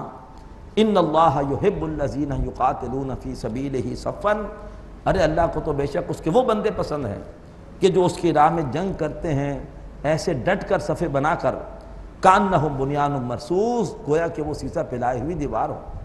اللہ کو تم سے یہ مطلوب ہے کہ تیاری کرو، ایک جماعت بناؤ، اس جماعت کو اتنا زیادہ طاقتور کرو کہ باطل کے ساتھ ٹکراؤ، اور اللہ کی راہ میں جہاد کرو، جنگ کرو۔ ان اللہ یحب الذین یقاتلون فی سبیلہ صفا کانہم بنیان مرصوص، بے شک اللہ کو اس کے وہ بندے پسند ہیں جو اس کی راہ میں جنگ کرتے ہیں، گویا کہ وہ سیسا پلائی ہوئی دیوار۔ مقام بندگی دیگر، مقام عاشقی دیگر، ز نوری سجدہ می خواہی، ز خاکی بے شضاں خواہی۔ بندگی کا مقام اور ہے، عاشقی کا مقام کچھ اور ہے۔ نوری مخلوق سے اللہ کو صرف سجدہ چاہیے، خاکی مخلوق سے اللہ تعالیٰ کچھ اور چاہتا ہے۔ چنا خدرا نگہ داری کے بائی بے نیازی ہا، شہادت بر وجود خود سے خون دوست نہ کھائے۔ اے اللہ حالانکہ تو بڑا اپنی شان کے لحاظ سے بے نیاز ہے، مگر اس کے باوجود شہادت بر وجود خود سے خون دوست نہ کھائے۔ چنا خدرا نگہ داری کے بائی بے نیازی ہا، تیری اپنی ذات پر ایسی نگاہ ہے کہ تو باوجود اپنی بے نیازی کے تو چاہتا ہے کہ تیرے وجود پہ شہادت تیرے دوست اپنے خون کے ذریعے دے۔ یہ ہے جو اللہ ہم سے چاہتا ہے۔ اب اس کے بعد 4 آیتوں میں ذرا انداز تاریخ سے عبرت کا، بنی اسرائیل کی تاریخ کے 3 ادوار۔ وَإِذْ قَالَ مُوسَىٰ لِقَوْمِهِ، یاد کرو جب کہ کہا تھا موسیٰ علیہ السلام نے اپنی قوم سے، لِمَ تُؤْذُونَنِی، اے میری قوم کے لوگوں مجھے کیوں تکلیف دیتے ہو، وَقَدْ تَعْلَمُونَ أَنِّی رَسُولُ اللَّهِ إِلَيْكُمْ، جبکہ تم جان چکے ہو کہ میں تمہاری طرف اللہ تعالیٰ کا رسول ہوں۔ میں نے تم سے کہا ہے کہ میرے ساتھ نکلو، اللہ کی راہ میں جنگ کرو، اور تم نے صاف مجھے کوڑا جواب دے دیا۔ اے موسیٰ آپ اور آپ کا رب جا کے جنگ کیجئے، ہم یہاں پر بیٹھے ہیں۔ ارے کیوں مجھے ایذا دیتے ہو جبکہ تم جان چکے ہو کہ میں تمہاری طرف اللہ کا رسول ہوں۔ فلما زاغوا، جب وہ موسیٰ علیہ السلام کی قوم کے لوگ ٹیڑے ہوئے، ازاغ اللہ قلوبہم، اللہ نے ان کے دلوں کو ٹیڑھا کر دیا۔ واللہ لا یہدی القوم الفاسقین، اللہ تعالیٰ ایسے فاسق لوگوں کو ہدایت نہیں دیتا۔ یہ تھا تاریخ بنی اسرائیل کا پہلا دور۔ اب اس کے بعد ایک اور دور حضرت عیسیٰ علیہ السلام کے زمانے میں۔ وَإِذْ قَالَ عِیسیٰ ابْنُ مریم، یاد کرو جب کہ کہا تھا عیسیٰ ابن مریم نے علیہ السلام، یا بنی اسرائیل، اے بنی اسرائیل، انی رسول اللہ الیکم، بے شک میں تمہاری طرف اللہ کا رسول ہوں، مصدقا لما بین یدی من التوراۃ، تصدیق کرنے والا ہوں جو بھی میرے سامنے موجود ہے تورات میں سے، ومبشرا برسول یاتی من بعد اسمہ احمد، اور میں بشارت دینے والا ہوں اپنے بعد ایک رسول کی جو میرے بعد آئیں گے اور ان کا نام ہوگا احمد۔ فارکلیت، دی پریسڈ ون، دی ایڈمائرڈ ون، جس کا ترجمہ ہے فارکلیت لکھا ہوا ہے تورات میں، لکھا ہوا ہے انجیل میں۔ مولانا مودودی نے تفہیم القرآن میں انجیل سے بہت ساری کوٹیشنز دی ہیں کہ کس طریقے پر اللہ کے رسول کی بشارت حضرت عیسیٰ علیہ السلام نے دی، جس کا ذکر یہاں قرآن میں ہے۔ میں بشارت دیتا ہوں تمہیں اپنے بعد آنے والے ایک رسول کی، جن کا نام ہوگا حضرت احمد صلی اللہ علیہ وسلم۔ فلما جاءہم بالبینات، تو جب عیسیٰ بنی اسرائیل کے پاس آئے واضح معجزات کے ساتھ، قالوا ھذا سحر مبین، انہوں نے کہا کہ یہ تو کھلا جادو ہے۔ ومن اسلم ممن افترى علی اللہ الکذب، اب تیسرا دور بنی اسرائیل کا، اللہ کے رسول ان کے درمیان آ چکے ہیں، انہیں اسلام کی دعوت دے رہے ہیں، اور اب بنی اسرائیل کا کیا طرز عمل ہے؟ فرمایا ومن اسلم ممن افترى علی اللہ الکذب، اس سے بڑھ کے ظالم کون ہوگا جو اللہ پر جھوٹ باندھے؟ یہودیوں کے جھوٹ ہم پڑھ چکے ہیں کہ وہ جی ما انزل اللہ علی بشر من شیء، اللہ نے آج تک کسی بندے پر کوئی کتاب نازل ہی نہیں کی، سورہ انعام۔ اور کبھی کہنے لگے کہ ہم سے اللہ نے عہد لیا کہ ہم رسول کو اس وقت تک نہیں مانیں گے جب تک ایسی قربانی پیش نہ کرے جس کو آسمان سے اگر آگ کھا جائے، سورہ ال عمران اس کا رکوع 19، وہاں پر ان کا یہ جھوٹ بیان ہوا۔ ارے اس سے بڑھ کے ظالم کون ہوگا جو اللہ پر جھوٹ باندھے؟ وَهُوَ يُدْعَىٰ إِلَى الْإِسْلَامِ، جبکہ اسے اسلام کی طرف دعوت دی جا رہی ہو۔ وَاللَّهُ لَا يَهْدِي الْقَوْمَ الظَّالِمِينَ، اللہ ایسی ظالم قوم کو ہدایت نہیں دیتا۔ يُرِيدُونَ لِيُطْفِئُوا نُورَ اللَّهِ بِأَفْوَاهِهِمْ، یہودی چاہتے ہیں کہ اللہ کے نور کو اپنے منہ کی پھونکوں سے بجھا دیں، اپنی سازشوں کے ذریعے بجھا دیں۔ وَاللَّهُ مُتِمُّ نُورِهِ، جبکہ اللہ اپنے نور کو مکمل کر کے رہے گا۔ نور خدا ہے کفر کی حرکت پہ خندہ زن، پھونکوں سے یہ چراغ بجھایا نہ جائے گا۔ یہودی چاہتے ہیں کہ اپنے منہ کی پھونکوں سے اللہ کے نور کو بجھا دیں، اور اللہ اپنے نور کا اتمام کر کے رہے گا۔ وقت فرصت ہے کہاں، کام ابھی باقی ہے، نور توحید کا اتمام ابھی باقی ہے۔ اللہ ہمیں اس کے لیے کمر کسنے کی توفیق عطا فرمائے۔ اللہ اپنے نور کو مکمل کر کے رہے گا۔ وَلَوْ كَرِهَ الْكَافِرُونَ، خواہ ان کافروں کو کتنا ہی ناپسند ہو۔ کیوں؟ هُوَ الَّذِي أَرْسَلَ رَسُولَهُ بِالْهُدَىٰ وَدِينِ الْحَقِّ، وہی ہے اللہ جس نے بھیجا اپنے رسول کو کامل ہدایت کے ساتھ اور ایک برحق دین کے ساتھ، لِيُظْهِرَهُ عَلَى الدِّينِ كُلِّهِ، تاکہ وہ اس دین کو کل کے کل نظام زندگی پر غالب کر دے۔ وَلَوْ كَرِهَ الْمُشْرِكُونَ، اور خواب مشرکوں کو یہ کتنا ہی ناپسند ہو۔ اتنا اہم مضمون قرآن مجید میں 3 مرتبہ نقل ہوا۔ اللہ تبارک و تعالی ہمیں بھی اپنا مقصد زندگی اپنے دین کے غلبے کو بنانے کی توفیق عطا فرمائے۔ میری زندگی کا مقصد تیرے دین کی سرفرازی، میں اسی لیے مسلمان، میں اسی لیے نمازی۔ اب اس کے بعد ذرا ترغیب کا انداز آ رہا ہے۔ فرمایا یا ایھا الذین آمنوا، اے لوگوں جو ایمان لائے ہو، هل ادلکم علی تجارت، کیا میں تمہیں ایسی تجارت بتاؤں تنجیکم من عذاب علیم، جو تمہیں دردناک عذاب سے بچا لے۔ تم میں سے کون کون لوگ ہیں جو چاہتے ہیں کہ دردناک عذاب سے بچ جائیں؟ ظاہر بات ہے ہم سب چاہتے ہیں۔ فرمایا تمہیں ایسی تجارت بتا دیں جو تمہیں دردناک عذاب سے بچا لے۔ کیا کرو؟ تؤمنون باللہ ورسولہ، ایمان لاؤ اللہ اس کے رسول پر۔ کون سا ایمان؟ دل والا ایمان، زبان کا اقرار بھی ہو اور دل میں یقین بھی ہو۔ وَتُجَاهِدُونَ فِي سَبِيلِ اللَّهِ بِأَمْوَالِكُمْ وَأَنفُسِكُمْ، اور اپنے مال اور اپنے جانوں سے اللہ کی راہ میں جہاد کرو، اللہ کے دین کے غلبے کے لیے جہاد کرو۔ لہذا دردناک عذاب سے بچنے کے لیے دونوں کام ضروری ہیں۔ اللہ ہمیں دونوں کام کرنے کی توفیق عطا فرمائے، اپنے ایمان کو قلبی ایمان تک لے جانے کی توفیق عطا فرمائے، اور پہلے اپنے وجود پر اپنا اللہ کا دین نافذ کرنے کی توفیق عطا فرمائے۔ میری طرف سے کوئی یہ کہہ دے مجاہد بے خبر سے پہلے صفائے قلب و نظر ہے لازم، جہاد تیغ و تبر سے پہلے۔ نمبر 2، پھر قرآن کے ذریعے جہاد کر کے لوگوں کو بھی اللہ کے دین پر عمل کی دعوت دیں۔ ایک جماعت اس کے لیے بنائیں، حزب اللہ بنائیں، اور اس کے بعد اللہ کرے جب حزب اللہ اس قابل ہو کہ برائی کو ہاتھ سے روک سکے، تو پھر ان لوگوں کو جو شریعت اور دین کے غلبے کی راہ میں رکاوٹ ہے ان کو چیلنج کیا جائے اور جہاد اپنی آخری شکل کو پہنچے۔ اللہ ہمیں اس کی توفیق عطا فرمائے۔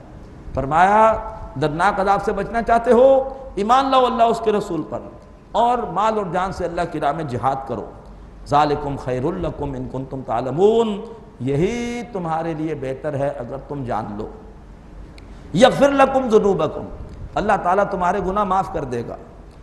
وَيُدْخِلْكُمْ جَنَّاتٍ تَجْرِي مِن تَحْتِهَا الْأَنْهَارُ، اور اللہ تمہیں داخل کرے گا ان باغات میں کہ جن کے نیچے سے نہریں جاری ہیں۔ وَمَسَاكِنَ طَيِّبَةً فِي جَنَّاتِ عَدْنٍ، اور رہنے والے باغات میں پاکیزہ گھر عطا کرے گا۔ ذَلِكَ الْفَوْزُ الْعَظِيمُ، اور وہی ہے اصل کامیابی، شاندار کامیابی۔ وَأُخْرَىٰ تُحِبُّونَهَا، اور ایک دوسری کامیابی ہے جس کو تم بہت پسند کرتے ہو۔ اللہ کو اس کامیابی کی اتنی اہمیت اللہ کی نگاہ میں نہیں ہے، اللہ کی نگاہ میں اہمیت تو آخرت کی کامیابی کی ہے۔ جو شخص آخرت پر نگاہ رکھتا ہے وہ کبھی مایوس نہیں ہوتا۔ دنیا میں ناکامیاں ہوتی ہیں تو ہوتی رہے، مجھے اصل کامیابی آخرت کی چاہیے۔ یہ فصل امیدوں کی ہمدم اس بار بھی غارت جائے گی، سب محنت صبح و شاموں کی اب کے بھی عقارت جائے گی۔ دھرتی کے کونوں خدروں میں پھر اپنے لہو کی کھاد بھرو، پھر مٹی سینچو اشکوں سے، پھر اگلی رت کی فکر کرو، پھر اگلی رت کی فکر کرو، جب پھر ایک بار اجڑنا ہے۔ ایک فصل پکی تو بھر پایا، جب تک تو یہی کچھ کرنا، کرتے رہیں کرتے رہیں کرتے رہیں۔ اللہ تعالیٰ مایوسی سے بچائے، اور کب بچیں گے مایوسی سے؟ جب کہ نگاہ آخرت پر ہو کہ مجھے محنت کرنی ہے، نتیجہ نکلے یا نہ نکلے، مجھے محنت کرنی ہے، میرے سامنے آخرت کی کامیابی وہ اصل ہے۔ دنیا میں نتیجہ نکلے ٹھیک ہے، نہ نکلے تو بھی میں مکلف نہیں ہوں۔ فرمایا وَأُخْرَىٰ تُحِبُّونَهَا، ایک دنیا کی کامیابی ہے جسے تم بہت پسند کرتے ہو، وہ کیا ہے؟ نصر من اللہ و فتح قریب، اللہ کی طرف سے مدد آئے، قریبی فتح حاصل ہو۔ وبشر المؤمنین، اے نبی اس کی بھی بشارت دیجئے مومنوں کو کہ یہ بھی حاصل ہوگی۔ اللہ کے رسول کا ارشاد ہے کہ قیامت سے پہلے پورے قرے ارضی پر اللہ کا دین غالب ہوگا، آسماں ہوگا سحر کے نور سے آئینہ پوش، اور ظلمت رات کی سیما پا ہو جائے گی۔ پھر دلوں کو یاد آ جائے گا پیغام سجود، پھر جبھی خاک حرم سے آشنا ہو جائے گی۔ آنکھ جو کچھ دیکھتی ہے لب پہ آ سکتا نہیں، محو حیرت ہوں کہ دنیا کیا سے کیا ہو جائے گی۔ شب گریزہ ہوگی آخر جلوہ خورشید سے، یہ جہاں معمور ہوگا نغمہ توحید سے۔ لہٰذا اللہ کا دین تو غالب ہونا ہے۔ اللہ ہمیں توفیق دے کہ ہمارا بھی اس میں حصہ شامل ہو جائے، ہمارا پسینہ، ہمارا خون اللہ کرے کہ اس میں لگ جائے۔ اللہ تعالیٰ ہمیں اس کے لیے قبول فرمائے۔ اقول قولی ھذا واستغفر اللہ لی ولکم ولسائر المسلمین والمسلمات۔ هذا القرآن يوحدنا لطريق الخير يوجهنا، هذا بلاغ للناس، یہ قرآن لوگوں کے لیے اللہ کا پیغام ہے۔ هذا القرآن يوحدنا لطريق الخير يوجهنا، الله تعالى أنزله ورسول الله نحمده ونصلي على رسوله الكريم، اما بعد فاعوذ باللہ من الشیطان الرجیم، بسم اللہ الرحمن الرحیم۔ یا ایہا الذین آمنوا کونوا انصار اللہ کما قال عیسی ابن مریم للحواریین من انصاری الی اللہ قال الحواریون نحن انصار اللہ فآمنت طائفة من بنی اسرائیل وکفرت طائفة فأیدنا الذین آمنوا علی عدوہم فأصبحوا ظاہرین۔ صدق اللہ العظیم۔ رب اشرح لی صدری ویسر لی امری واحلل عقدۃ من لسانی یفقہوا قولی، آمین یا رب العالمین۔ جو لوگ بھی اللہ کے دین کے غلبے کے لیے جد و جہد کریں گے، اللہ تعالیٰ انہیں بہت بڑا اعزاز دے رہا ہے کہ ایسے لوگ، اللہ کہہ رہا ہے کہ میرے مددگار ہیں۔ کہاں اللہ اور کہاں ہم، لیکن اللہ تعالیٰ اپنے دین کے لیے محنت کرنے والوں کو اپنا مددگار قرار دیتا ہے۔ فرمایا یا ایھا الذین آمنو، اے لوگو جو ایمان لائے ہو، کونوا انصار اللہ، ہو جاؤ اللہ کے مددگار، کما قال عیسی ابن مریم، جیسے کہ کہا تھا عیسیٰ مریم کے بیٹے نے علیہ السلام و سلام علیہ، للحواریین، اپنے ساتھیوں سے، من انصاری الی اللہ، کون ہے میرا مددگار اللہ کے لیے۔ یہاں سے رہنمائی آ گئی کہ غلبہ دین کے لیے جماعت کیسے بنے گی۔ ایک اللہ کا بندہ کھڑا ہو کے آواز لگائے گا من انصاری الی اللہ، اور جن کو بھی اس پر اعتماد ہو اس کا ساتھ دیں گے، اس کے ہاتھ پر بیعت کریں گے۔ جیسے کہ عیسیٰ مریم کے بیٹے نے کہا تھا من انصاری الی اللہ، کون ہے میرا مددگار اللہ کے لیے؟ قال الحواریون نحن انصار اللہ، حواریوں نے کہا تھا کہ ہم ہیں اللہ کے مددگار۔ بظاہر مددگار بن رہے ہیں رسول کے، حقیقت میں ہم اللہ کے دین کے یعنی اللہ کے مددگار ہیں۔ فآمنت طائفۃ من بنی اسرائیل، تو بنی اسرائیل میں سے ایک جماعت تو ایمان لے آئی، وکفرت طائفہ، اور ایک دوسری جماعت نے کفر کیا۔ جو ایمان لائی عیسائی کہلائی، جس نے کفر کیا یہودی کہلائے۔ فأیدنا الذین آمنوا علی عدوہم، تو پھر ہم نے مدد کی ان کی جو ایمان لائے تھے ان کے دشمنوں پر۔ اللہ نے عیسائیوں کی مدد کی یہودیوں کے خلاف۔ فأصبحوا ظاہرین، اور پھر وہ غالب ہو گئے۔ جس پر قرآن نازل ہوا عیسائی غالب تھے اور یہودی مغلوب تھے، پوری دنیا میں بکھرے ہوئے تھے، ان کا دور انتشار تھا۔ آج بھی عیسائی غالب ہیں۔ یہودی ریاست قائم ہوئی ہے تو عیسائیوں کے بلبوتے پر۔ یہودی ریاست اگر قائم ہے تو عیسائیوں کے سہارے۔ اگر عیسائی آج بھی یہودی ریاست سے اپنی مدد کا ہاتھ کھینچ لیں تو یہودی ریاست دنیا میں قائم نہیں رہ سکتی۔ سورہ جمعہ جیسے کہ سورت کا نام ہے، یہ پوری کی پوری سورت جمعہ کا جو دن ہے اس کے حوالے سے ہی بحث کر رہی ہے۔ جمعہ کے دن اہم ترین کام ہے اجتماع جمعہ۔ اجتماع جمعہ میں ایک تو ہے جمعہ کا خطبہ جو اتنا اہم ہے کہ اللہ نے اس کی وجہ سے جمعہ کے دن فرض کی تعداد 4 سے کم کر کے 2 کر دی۔ روزانہ 4 فرض پڑھو، جمعہ کے دن 2 فرض پڑھو، اور جو خطبہ ہے اس میں 2 خطبے ہوتے ہیں، وہ 2 خطبے 2 رکعت فرض کے برابر ہیں، یہ ان کا درجہ ہے۔ اب اس خطبے کی حکمت کیا ہے؟ وہ خطبہ اس میں کیا کرنا ہے؟ اس میں اللہ کے رسول کانا یقرأ القرآن ویذکر الناس، آپ قرآن پڑھتے تھے اور اس کے ذریعے لوگوں کو یاد دہانی کراتے تھے۔ تو قرآن مجید کا پڑھنا پڑھانا یہ جمعے کے اجتماع کا مقصد ہے۔ یہ حکمت بیان ہو رہی ہے جمعے کے اجتماع کی پہلے رکوع میں، اور دوسرے رکوع میں اللہ تبارک و تعالیٰ کچھ جمعے کے بارے میں احکامات دے رہے ہیں۔ بسم اللہ الرحمن الرحیم، یسبح للہ ما فی السماوات و ما فی الارض، اللہ کی تسبیح کرتی ہے اور کرے گی ہر وہ شے جو آسمانوں میں ہے اور زمین میں ہے۔ الملک، اللہ تعالیٰ بادشاہ حقیقی ہے۔ القدوس، بڑی پاکیزہ ہستی ہے۔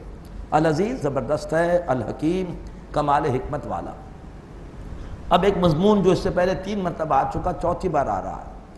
اللہ کے رسول نے وہ جماعت کیسے بنائی کہ جس جماعت نے قربانیاں دے کر اللہ کا دین غالب کیا۔ سورہ بقرہ آیت 129، سورہ بقرہ آیت 151، سورہ آل عمران آیت 164، اور اب 4تھی بار یہ مضمون آ رہا ہے۔ ڈاکٹر سعد احمد رحمۃ اللہ علیہ کی کتاب نبی اکرم صلی اللہ علیہ وسلم کا مقصد بعثت ضرور پڑھیے۔ ڈاکٹر صاحب نے اس آیت کی بھی بڑی عمدہ اس میں وضاحت جو ہے وہ بیان کر دی ہے۔ فرمایا هو الذی بعث فی الامیین رسولا منہم، وہی ہے اللہ کہ جس نے امیین میں، مکے والے امی تھے، ان پڑھ تھے اس معنی میں کہ ان کے پاس کوئی کتاب نہیں تھی، فرمایا کہ اللہ نے امیین میں ایک رسول بھیجے، انہی میں سے ان رسول نے 4 کام کیے۔ یتلو علیہم آیاتہ، وہ لوگوں پر اللہ تعالیٰ کی آیتیں پڑھتے ہیں، آیتیں پڑھ پڑھ کے غافلوں کو غفلت سے نکالتے ہیں اور متوجہ کرتے ہیں اللہ کی طرف۔ نمبر 2، وَیُزَکِّیہم، جو متوجہ ہو جاتے ہیں وہ ان کا تزکیہ کرتے ہیں۔ یہ قرآن شفاء لما فی الصدور ہے، اس قرآن کے ذریعے سے ان کی تربیت اور تزکیہ کرتے ہیں، ان کے دل سے دنیا کی محبت نکالتے ہیں، اللہ کی محبت آخرت کی فکر ڈالتے ہیں۔ نمبر 4، وَیُعَلِّمُهُمُ الْکِتَابَ، اور وہ انہیں احکامات سکھاتے ہیں۔ مدنی دور میں پھر آپ نے احکامات سکھائے، والحکمہ، اور پھر حکمت سکھاتے ہیں، تعلیمات قرآنی کی، تعلیمات اسلام کی، احکامات کی، عقائد کی حکمت ان کو سکھاتے ہیں تاکہ اس حکمت کی وجہ سے اور ان کے اندر عمل میں انشراح پیدا ہو، ذوق و شوق پیدا ہو۔ یہ ہیں 4 کام کہ جس کے ذریعے سے اللہ کے رسول نے وہ جماعت تیار کی کہ جس جماعت نے پھر شریعت کے ہر حکم پر پورے جذبے کے ساتھ عمل کیا اور شریعت کے نفاذ کے لیے مال اور جان کی قربانیاں دیں۔ اللہ ہمیں بھی اسی طریقے پر جماعت بنانے کی توفیق عطا فرمائے، قرآن کے ذریعے سے لوگوں کو نکالیں غفلت سے، ان کے فرائض کا احساس دلائیں۔ جو لوگ جمع ہوں قرآن کے ذریعے تربیت کر کے ان کے اندر قرآن اتار کر انہیں آخرت کا طلبگار بنائے، ان میں شہادت کا، اللہ کی راہ میں قربانی دینے کا جذبہ پیدا کریں۔ اب اس کے بعد وہ شریعت پر عمل بھی کریں گے ذوق و شوق کے ساتھ، اور شریعت کے نفاذ کے لیے ہر طرح کی قربانی بھی دیں گے۔ یہ ہے اللہ کے رسول کا اساسی طریقہ کار۔ تفصیلی طریقہ کار تو پھر وہ ہے کہ آپ نے اس جماعت کے ذریعے سے جو ہے وہ کفار کے ساتھ ایک کشمکش کی، مکی دور میں ان کے مظالم کو برداشت کرتے رہے، جواب نہیں دیا۔ مدنی دور میں اجازت آئی، پھر ان کے ساتھ جنگ کی، اور جنگ کر کے پھر بالآخر اللہ کے دین کو غالب کیا۔ فرمایا وَإِن كَانُوا مِن قَبْلُ لَفِي ضَلَالٍ مُبِينٍ، اس سے پہلے وہ لوگ کھلی گمراہی میں تھے۔ وَآخَرِينَ مِنْهُمْ، اور کچھ بعد میں آنے والے بھی ہیں انہی میں سے۔ امیین سے مراد عرب، اور آخرین سے مراد اللہ کے رسول کا ارشاد غیر عرب۔ فرمایا کچھ دوسرے بھی ہیں جو کہ انہی میں سے ہیں، اللہ کے رسول ان کی طرف بھی بھیجے گئے ہیں۔ لما یلحقوا بہم، جو کہ ابھی ان سے نہیں ملے، بعد میں دار اسلام میں داخل ہوں گے۔ سلمان فارسی کو دیکھ کر اللہ کے رسول نے کہا آخرین سے مراد اس کی قوم ہے، یعنی غیر عرب۔ تو فرمایا کہ اللہ کے رسول کی بعثت امیین کی طرف بھی ہے، عربوں کی طرف بھی ہے، اور آخرین یعنی غیر عربوں کی طرف بھی ہے۔ وآخرین منہم، اور کچھ دوسرے بھی ہیں ان میں سے، لما یلحقوا بہم، جو ابھی ان سے نہیں ملے۔ وَهُوَ الْعَزِيزُ الْحَكِيمُ، وہ اللہ زبردست ہے، کمال حکمت والا۔ اب اللہ کی کتاب کے حوالے سے یہود کے طرز عمل کا ذکر عبرت کے طور پر، اللہ تعالیٰ ہمیں اس طرز عمل سے بچائے۔ ذَلِكَ فَضْلُ اللَّهِ يُؤْتِيهِ مَن يَشَاءُ، یہ اللہ تعالیٰ کا فضل ہے، اللہ تعالیٰ جس کو چاہے عطا فرمائے۔ اللہ کا فضل ہے کہ ہم اللہ کے رسول کی امتی ہیں، اللہ نے ہمیں ان کی امت میں شامل فرمایا، یہ اللہ کا فضل ہے، اللہ جس کو چاہے عطا فرمائے۔ واللہ ذو الفضل العظیم، اللہ بہت بڑے فضل والا ہے۔ اب آ رہا ہے یہود کا اللہ کی کتاب کے حوالے سے مجرمانہ طرز عمل بطور عبرت۔ مثل الذین حملوا التوراۃ، مثال ان کی جن پر تورات کی ذمہ داری ڈالی گئی، ثم لم یحملوها، پھر انہوں نے اس ذمہ داری کو نہیں اٹھایا، کمثل الحمار، گدھے کی مثال کی مانند ہے، یحمل اسفارا، کہ جس نے کتابوں کا بوجھ اٹھایا ہوا۔ انسان کتاب سے استفادہ نہ کرے تو پھر اس کا مطلب یہ ہے کہ اس کی مثال گدھے کی سی ہے۔ گدھے کو پر کتابیں رکھیں یا پتھر رکھیں، اس کے لیے تو بوجھ ہی ہے۔ تو فرمایا کہ مثال ان کی جن پر تورات کی ذمہ داری ڈالی گئی، انہوں نے اس ذمہ داری کو نہیں نبھایا، گدھے کی مثال کے مانند ہے جس پر کہ کتابوں کا بوجھ لدا ہوا ہو۔ بئس مثل القوم الذین کذبوا بآیات اللہ، اس سے بھی زیادہ بری مثال ہے اس قوم کے جس نے اللہ کی آیتوں کو جھٹلایا۔ زبان سے نہیں جھٹلایا، زبان سے تورات کو مانتے رہے، ہماری طرح عملی طور پہ جھٹلایا۔ تورات کو مانا، تورات کی تعلیمات کو نہیں مانا، اس پہ عمل نہیں کیا۔ آج یہی ہمارا جرم ہے۔ اللہ تبارک و تعالی ہمیں معاف فرمائے۔ اللہ ہمیں اپنی کتاب قرآن مجید کے حقوق ادا کرنے کی توفیق عطا فرمائے، اس پر ایمان ہو، باقی اللہ کی کتاب ہے، روزانہ اس کی تلاوت کریں۔ تلاوت نہیں آتی، تلاوت سیکھیں۔ نمبر 3، اس کتاب کو سمجھیں۔ نمبر 4، اس کتاب کی تعلیمات پر جہاں تک عمل کر سکتا ہے عمل کریں، جہاں عمل نہیں کر سکتے وہاں عمل کرانے کے لیے، نفاذ کے لیے کوشش کریں۔ اور نمبر 5، اس کتاب کی تعلیمات کو دوسروں تک پہنچائیں۔ یہ اس کتاب کی ذمہ داری آج ہم پر ہے۔ ڈاکٹر سعد احمد صاحب کا کتاب چاہ مسلمانوں پر قرآن مجید کے حقوق پڑھیے۔ فرمایا بری ہے مثال اس قوم کے جس نے اللہ کی آیتوں کو جھٹلایا۔ واللہ لا یہدی القوم الظالمین، اللہ تعالیٰ ایسی ظالم قوم کو ہدایت نہیں دیتا۔ اب ذمہ داری تو ادا نہیں کی جو ان پر تھی اللہ کی کتاب کے حوالے سے، لیکن خوش کن خواہشات رکھنی کہ اللہ تبارک و تعالی ہماری تو بخشش فرمائی دے گا، ہم تو اللہ تعالیٰ کے بڑے چہیتے لوگ ہیں، ہم تو خاص اللہ تبارک و تعالیٰ کے چنے ہوئے ہیں، ہمارے اندر تو اللہ نے کئی نبی بھیجے ہیں، ہم تو نبیوں کی اولاد ہیں۔ فرمایا قل یا ایھا الذین ھادوا، اے نبی کہیے کہ وہ لوگوں جو یہودی ہوئے، ان زعمتم، اگر تم دعویٰ کرتے ہو، انکم اولیاء للہ من دون الناس، کہ تم اللہ تبارک و تعالیٰ کے واقعی دوست ہو باقی لوگوں کے مقابلے میں، فتمنوا الموت، تو تمنا کرو موت کی، کیوں دنیا میں دھکے کھا رہے ہو؟ شہادت کی آرزو کرو، اللہ سے ملنے کی آرزو کرو، ان کنتم صادقین، اگر تم سچے ہو۔ وَلَا يَتَمَنَّوْنَهُ أَبَدًا بِمَا قَدَّمَتْ أَيْدِيهِمْ، اور وہ ہرگز تمنا نہیں کریں کہ موت کی بسبب اس کمائی کے جو کہ ان کے ہاتھوں نے آگے بھیجی ہے۔ یہ ٹیسٹ ہے میرے اور آپ کے لیے بھی۔ ہر بھائی اور ہر بہن اپنے گریبان میں جھانک کر دیکھے کہ کیا وہ مرنے کے لیے تیار ہے؟ کیا وہ تیار ہے کہ تھوڑی دیر بعد میرے دل کی دھڑکن بند ہو جائے اور میں مر جاؤں؟ اگر تو اس کا معاملہ اللہ کے ساتھ واقعتاً خلوص والا ہے، اسے پرواہ نہیں ہوگی، ٹھیک ہے موت آ جائے، میں اپنی حد تک اللہ کے ساتھ وفاداری کر رہا ہوں، کر رہی ہوں۔ اور اگر خدا نہ خواستہ یہ کیفیت نہ ہو، کچھ معاملات میں ابھی بھی گڑبڑ ہو، تو پھر بڑے فکر کی بات ہے، موت تو اچانک آ جائے گی۔ اللہ تبارک و تعالی ہمیں وہن کی بیماری سے بھی محفوظ فرمائے۔ اللہ کے رسول کا ارشاد، دوسری قومیں تم پر ٹوٹ پڑیں گی جیسے کھانے پر دعوت دی جاتی ہے لوگ ٹوٹ پڑتے ہیں۔ پوچھا ہماری تعداد کم ہوگی؟ کہا تعداد بہت ہوگی لیکن سمندر کے جھاگ کے مانے تمہیں بہن کی بیماری لگ جائے گی، تمہیں موت سے نفرت ہوگی اور تمہیں زندگی سے محبت ہوگی۔ آج ہماری کیفیت ہے، اسی لیے دشمن آج ہمارے اوپر شیر ہو رہے ہیں۔ فرمایا یہ ہرگز موت کی تمنا نہیں کریں گے بسبب اس کمائی کے جو ان کے ہاتھوں نے آگے بھیجی ہے۔ واللہ علیم بالظالمین، اللہ ایسے ظالموں کو خوب جانتا ہے۔ قل ان الموت الذی تفرون منہ، اے نبی کہیے کہ وہ موت کہ تم جس سے فرار اختیار کر رہے ہو، فإنہ ملاقیکم، وہ تو تم سے مل کے رہے گی، وہ تم سے ملاقات کرنے والی ہے، اپنے وقت پہ آ جائے گی۔ ثم تردون الی عالم الغیب والشہادہ، پھر تم لوٹائے جاؤ گے اس اللہ کی طرف جو کہ ہر ظاہر اور چھپی بات کا جاننے والا ہے۔ فینبئکم، وہ تمہیں بتا دے گا، بما کنتم تعملون، وہ سب کچھ جو تم کرتے رہے۔ یہ تھا پہلا رکوع، حکمت جمعہ، قرآن مجید کے پڑھنے پڑھانے کی اہمیت جو کہ خطبہ جمعہ کا اصل مقصد ہے۔ اب جمعے کے حوالے سے کچھ احکامات۔ فرمایا یا ایھا الذین آمنوا، اے لوگو جو ایمان لائے ہو، اذا نودی للصلاۃ من یوم الجمعہ، جب نماز کے لیے جمعے کے دن پکارا جائے، فسعوا الی ذکر اللہ، تو اللہ کے ذکر کی طرف، خطبے کی طرف، یعنی جو خطبے میں قرآن پڑھا جائے وہ اللہ کا ذکر ہے، اس کی طرف تیزی کے ساتھ لپکو، فسعوا، دوڑو، لپکو، وذروا البیع، اور تجارت کو چھوڑ دو۔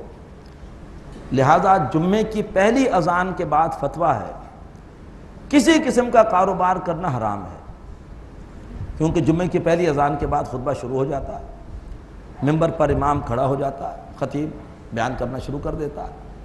دور نبوی تک خطبہ صرف عربی میں ہوتا تھا، دور خلافت راشدہ میں پھر جب اسلام عجمی علاقوں میں داخل ہوا تو مقامی زبان کا خطبہ بھی شروع ہوا۔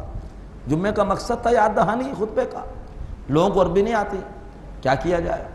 تو طے ہوا کہ اصل مقصد روح پوری کرنے کے لیے اردو میں بھی تقریر کی جائے، لیکن جو عربی کے خطبے کی سنتیں برقرار رکھی جائے۔ تو خطبہ چاہے عربی کا ہو چاہے اردو کا ہو، دونوں کی یکساں اہمیت ہے۔ فرمایا چھوڑ دو کاروبار کو، ذالکم خیر لکم ان کنتم تعلمون، یہی تمہارے حق میں بہتر ہے اگر تم جانو۔ فتویٰ پڑھنا ہو تو جو منتخب نصاب کی کتابوں کا میں نے ذکر کیا تھا، نکات برائے درس و تدریس، اس کا چوتھا حصہ، اس میں سورہ جمعہ کا تفصیلی درس موجود ہے، لے لیجئے۔ دارالعلوم کراچی تقی عثمانی صاحب کا دارالعلوم، اس کا فتویٰ اس میں موجود ہے کہ پہلی اذان کے بعد سے لے کر جمعے کی نماز کے اختتام تک کسی قسم کا کاروبار کرنا یا اور کوئی سرگرمی کرنا حرام ہے۔ صرف ایک ہی سرگرمی کی اجازت ہے، جو سرگرمی جمعے کے اجتماع میں جانے کے لیے تیاری سے متعلق ہو، اس کے علاوہ اور کوئی کام کرنا حرام ہے۔ فَإِذَا قُضِيَتِ الصَّلَاةُ، جب نماز ختم ہو جائے، فَانْتَشِرُوا فِي الْأَرْضِ، تو پھر زمین میں پھیل جاؤ، وَابْتَغُوا مِنْ فَضْلِ اللَّهِ، اللہ کے فضل میں سے تلاش کرو۔ یہ حکم وجوب کا نہیں ہے، یہ وہ حکم صرف اجازت کا ہے۔ پہلا حکم مفسرین نے کہا کہ وجوب کا ہے، تو چھوڑ دو تجارت، یہ حکم للوجوب نہیں ہے، اجازت ہے۔ فرمایا کہ جمعے کی اذان سے پہلے بھی کاروبار کر سکتے ہو، اور جمعے کی نماز کے بعد بھی کوئی کاروبار کرے تو کوئی گناہ نہیں ہے۔ یہود کے ہاں سختی تھی، پورے دن کام نہیں کرنا، ہمارے ہاں اجازت ہے، جب نماز ختم ہو جائے زمین میں پھیل جاؤ، وابتغوا من فضل اللہ، اللہ کے فضل میں سے تلاش کرو، واذکروا اللہ کثیرا لعلکم تفلحون، اور اللہ کو کثرت سے یاد کرو یعنی کاروبار کے دوران بھی اللہ یاد رہے، لعلکم تفلحون، تاکہ تم فلاح پاؤ۔ دور نبوی میں ابتداء میں جمعے کا معاملہ عید کی طرح تھا، پہلے نماز اور پھر خطبہ۔ ایک مرتبہ کیا ہوا کہ آپ نے نماز پڑھا دی، خطبہ دے رہے تھے کہ ایک تجارتی قافلہ مدینے میں آ گیا۔ لوگوں نے کہا کہ اگر ہم نے دیر کی تو ممکن ہے کہ مطلوبہ چیزیں جو ہمیں لینی ہیں ہم اس سے محروم ہو جائیں، کوئی اور لے جائے۔ تو لوگوں نے کہا نماز تو پڑھ لی ہے، خطبے کی کیا اہمیت؟ لہٰذا آپ کو کھڑا چھوڑ کر لوگ چلے گئے اپنا جو ہے وہ تجارتی قافلے کی طرف۔ اس پر اللہ نے متوجہ کیا اور پھر بعد میں اللہ نے خطبے کو نماز سے بھی پہلے کر دیا۔ فرمایا وَإِذَا رَأَوْا تِجَارَةً، جب انہوں نے دیکھا کسی تجارت کو، اَوْ لَهْوًا، یا کوئی تماشا دیکھا، انفضوا الیہا، وہ اس کی طرف لپک گئے، وَتَرَكُوكَ قَائِمًا، اور اے نبی آپ کو کھڑا چھوڑ دیا۔ آپ کھڑے خطبہ دے رہے ہیں اور آپ کو چھوڑ کے چلے گئے۔ قل، اے نبی انہیں آگاہ کر دیجئے، ما عند اللہ خیر من اللہو ومن التجارہ، جو کچھ اللہ کے پاس ہے وہ بہتر ہے کھیل تماشے سے اور تجارت سے۔ واللہ خیر الرازقین، اللہ بہترین رزق دینے والا ہے۔ سورۃ المنافقون جیسا کہ نام ویسا اس سورت کا مضمون۔ منافقت کو قرآن مجید کہتے ہیں ایک بیماری ہے۔ اس بیماری کے حوالے سے ہر چیز اس سورت میں بیان ہو گئی ہے۔ بیماری کی ہلاکت خیزی کیا ہے، بیماری کا سبب کیا ہے، بیماری کے مختلف اسٹیجز کیا ہیں، بیماری کے لیے حفاظتی تدبیر کیا ہے، اور اس بیماری کا علاج کیا ہے، سب اللہ نے بیان کر دیا۔ لیکن ایک بات ضرور نوٹ کیجئے، آج ہم مسلمان سمجھتے ہیں کہ منافق دور نبوی کے زمانے کے کچھ شرپسند عناصر تھے، آج ہم منافق نہیں ہیں، ہمارا کوئی خدا نہ خواستہ نفاق سے ہمارا کوئی تعلق نہیں ہے، لہذا منافقین کے بارے میں جو آیتیں آتی ہیں ہم سمجھتے ہیں ہم سے متعلق نہیں۔ ایک صحابی عبیدہ ملیکی رحمۃ اللہ علیہ تابعی ہیں، کہتے ہیں میری 30 صحابہ سے ملاقات ہوئی، ہر صحابی کو میں نے دیکھا کہ اپنے بارے میں نفاق سے ڈرتے تھے۔ حسن بصری رحمۃ اللہ علیہ سے روایت ہے منافقت کے بارے میں کہ ما خافہ الا مومن، منافقت ایسی بیماری ہے کہ اس سے نہیں ڈرتا مگر مومن، وما امنہ الا منافق، اور اس سے اپنے آپ کو بے فکر نہیں سمجھتا لیکن منافق۔ اللہ تعالی ہمیں اس سے محفوظ فرمائے۔ ہمیں اللہ کے رسول نے دعا سکھائی ہے، اللہم